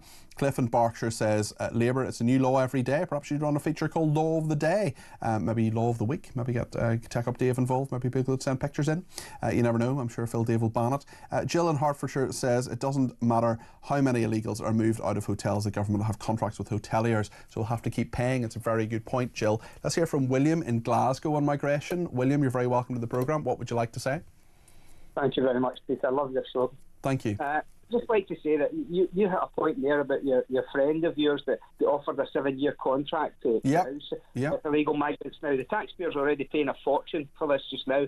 Now, I make a suggestion to you that if, for example, if they shut the Bell in Epping, the landlord already has a contract with the government. So I'm sure if you empty the Epping and put them somewhere else at another cost, this guy's still going to get his money for Epping Hotel. Well, that's a really good point, William. And I think what we're seeing as well, we've seen the local council saying they don't want them at the Bell Hotel, this particular hotel that's at the centre of all of this in Epping as well. And I'm sure, I mean, we do have to start asking questions at the very least of these hotel owners who are taking this money. And you're saying, hold on a second here, look, I understand it's commercial business, but what are you actually doing to the community here by taking this money?